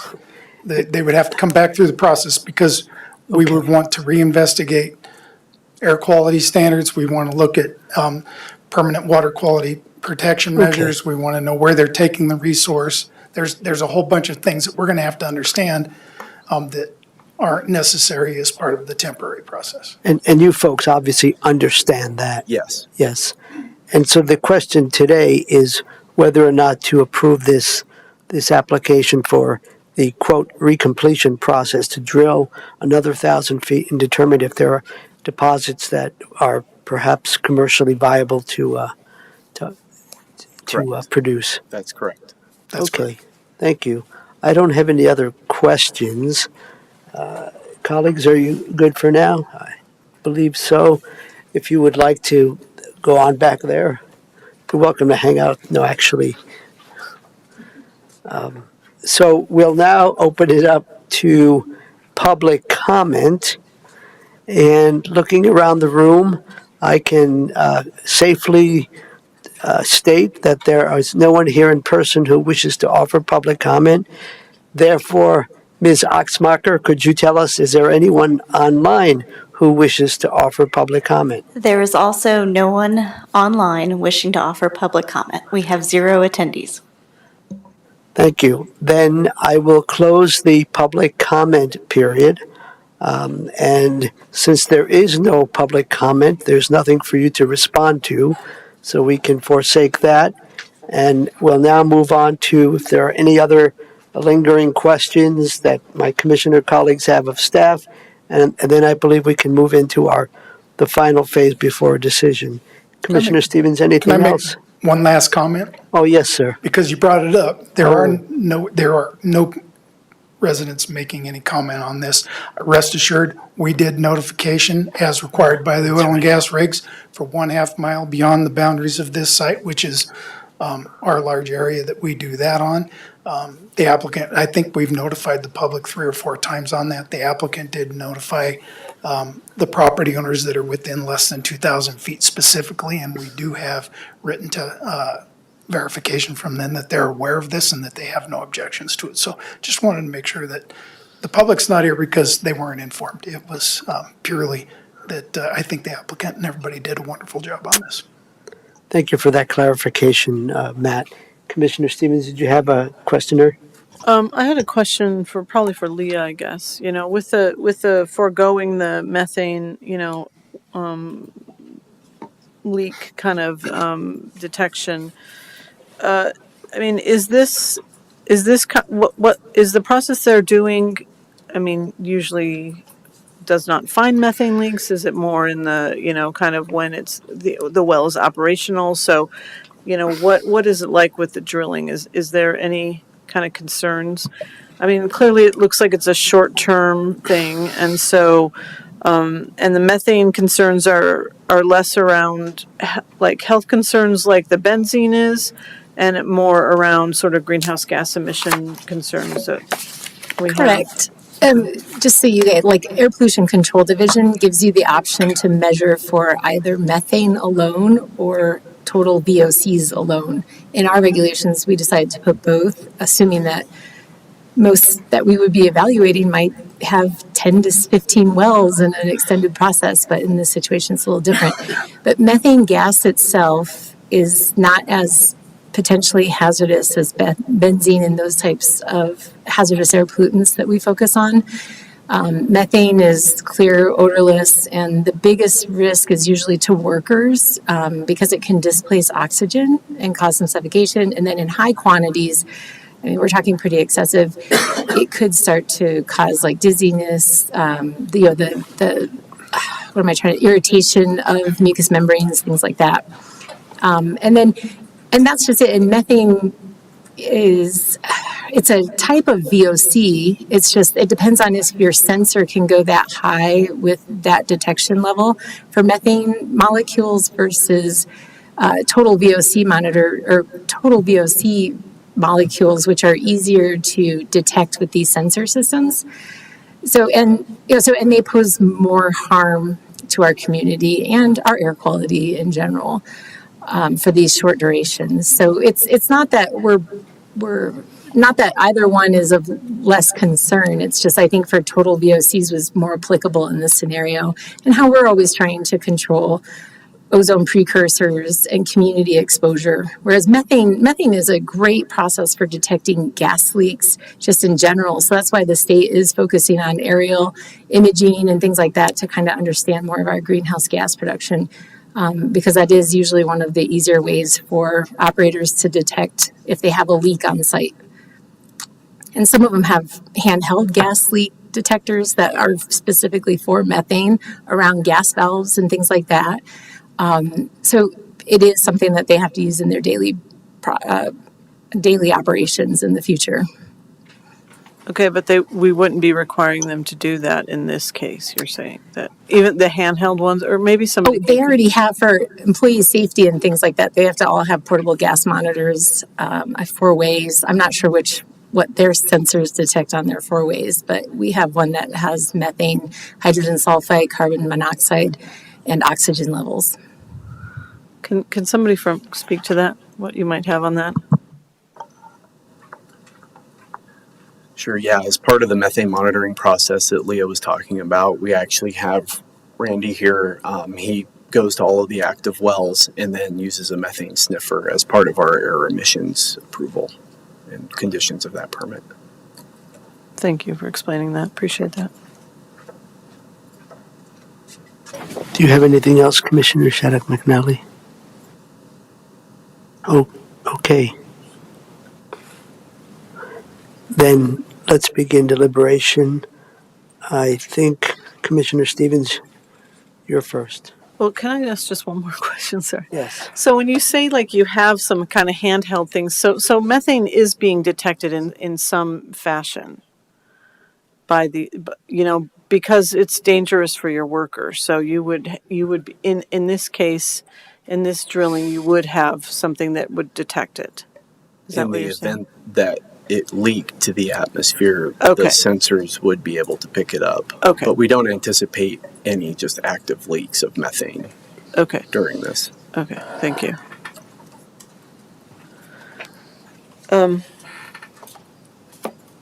Well, thank you. These end up being very technical in nature, and some of it is tricky to discern. Kind of, I appreciate the Planning Commission, thoroughly kind of walking through this and adding some additional conditions for the approval. They also did approve it unanimously. That was correct. Is that correct? With these conditions, so.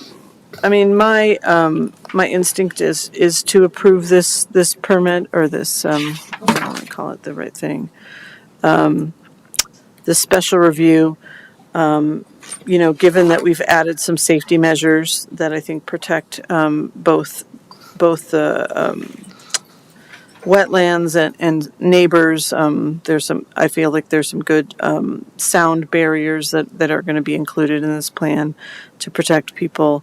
Clearly, if anything is detected, then things are dealt with the minute a monitor, it discovers something that's amiss, that would be dealt with immediately. So, my sense is to approve it, definitely including those conditions that the PC enacted, and yeah, I appreciate everybody's due diligence on this, sort of explaining some of the details of how this works. Thank you, Commissioner. Commissioner Shattuck McNally. I'm really conflicted about this because this has been temporarily abandoned and it was scheduled to be plugged and reclaimed. So within the next 4 years, and I understand, to me, if it's already been kind of low producing and temporary abandoned,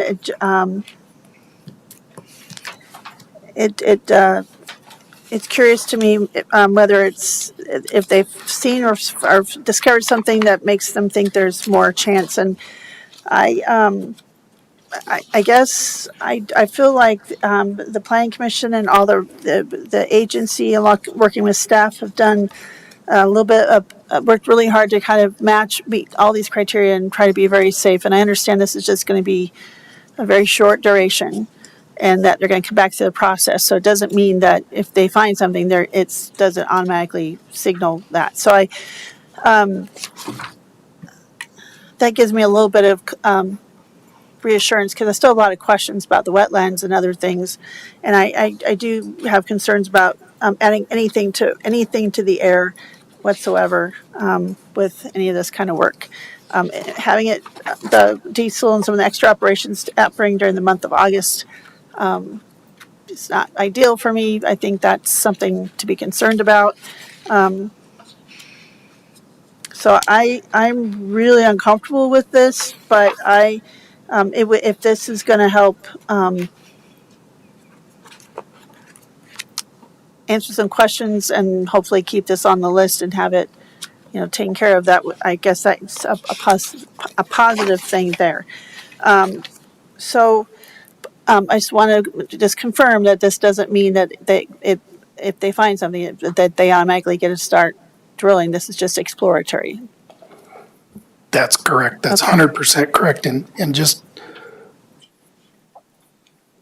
maybe to offer some comfort to that, the reason why they chose to use this well to deepen it was so that they didn't have to drill a whole new well. Yeah. Which would have required different equipment, would have required a much larger potential impact to the surface in a different location on the site. This is really just to understand, does this field that's deeper down have any potential in the future. That means if it did, it may be that they drill different wells, different locations, and all those things are going to have to come back for a new application. Okay, that's helpful. My inclination is really just to encourage, if especially if they've been low producing, and I always wonder about going deeper and what else we're disturbing. But since this is a short period of time, and there's going to be this extra air quality monitoring, I'll reluctantly support this.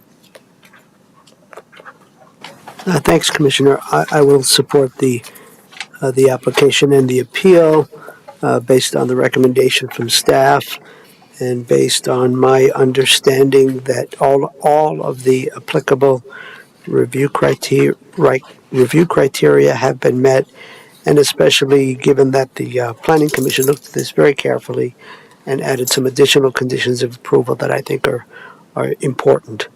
So that is my deliberation.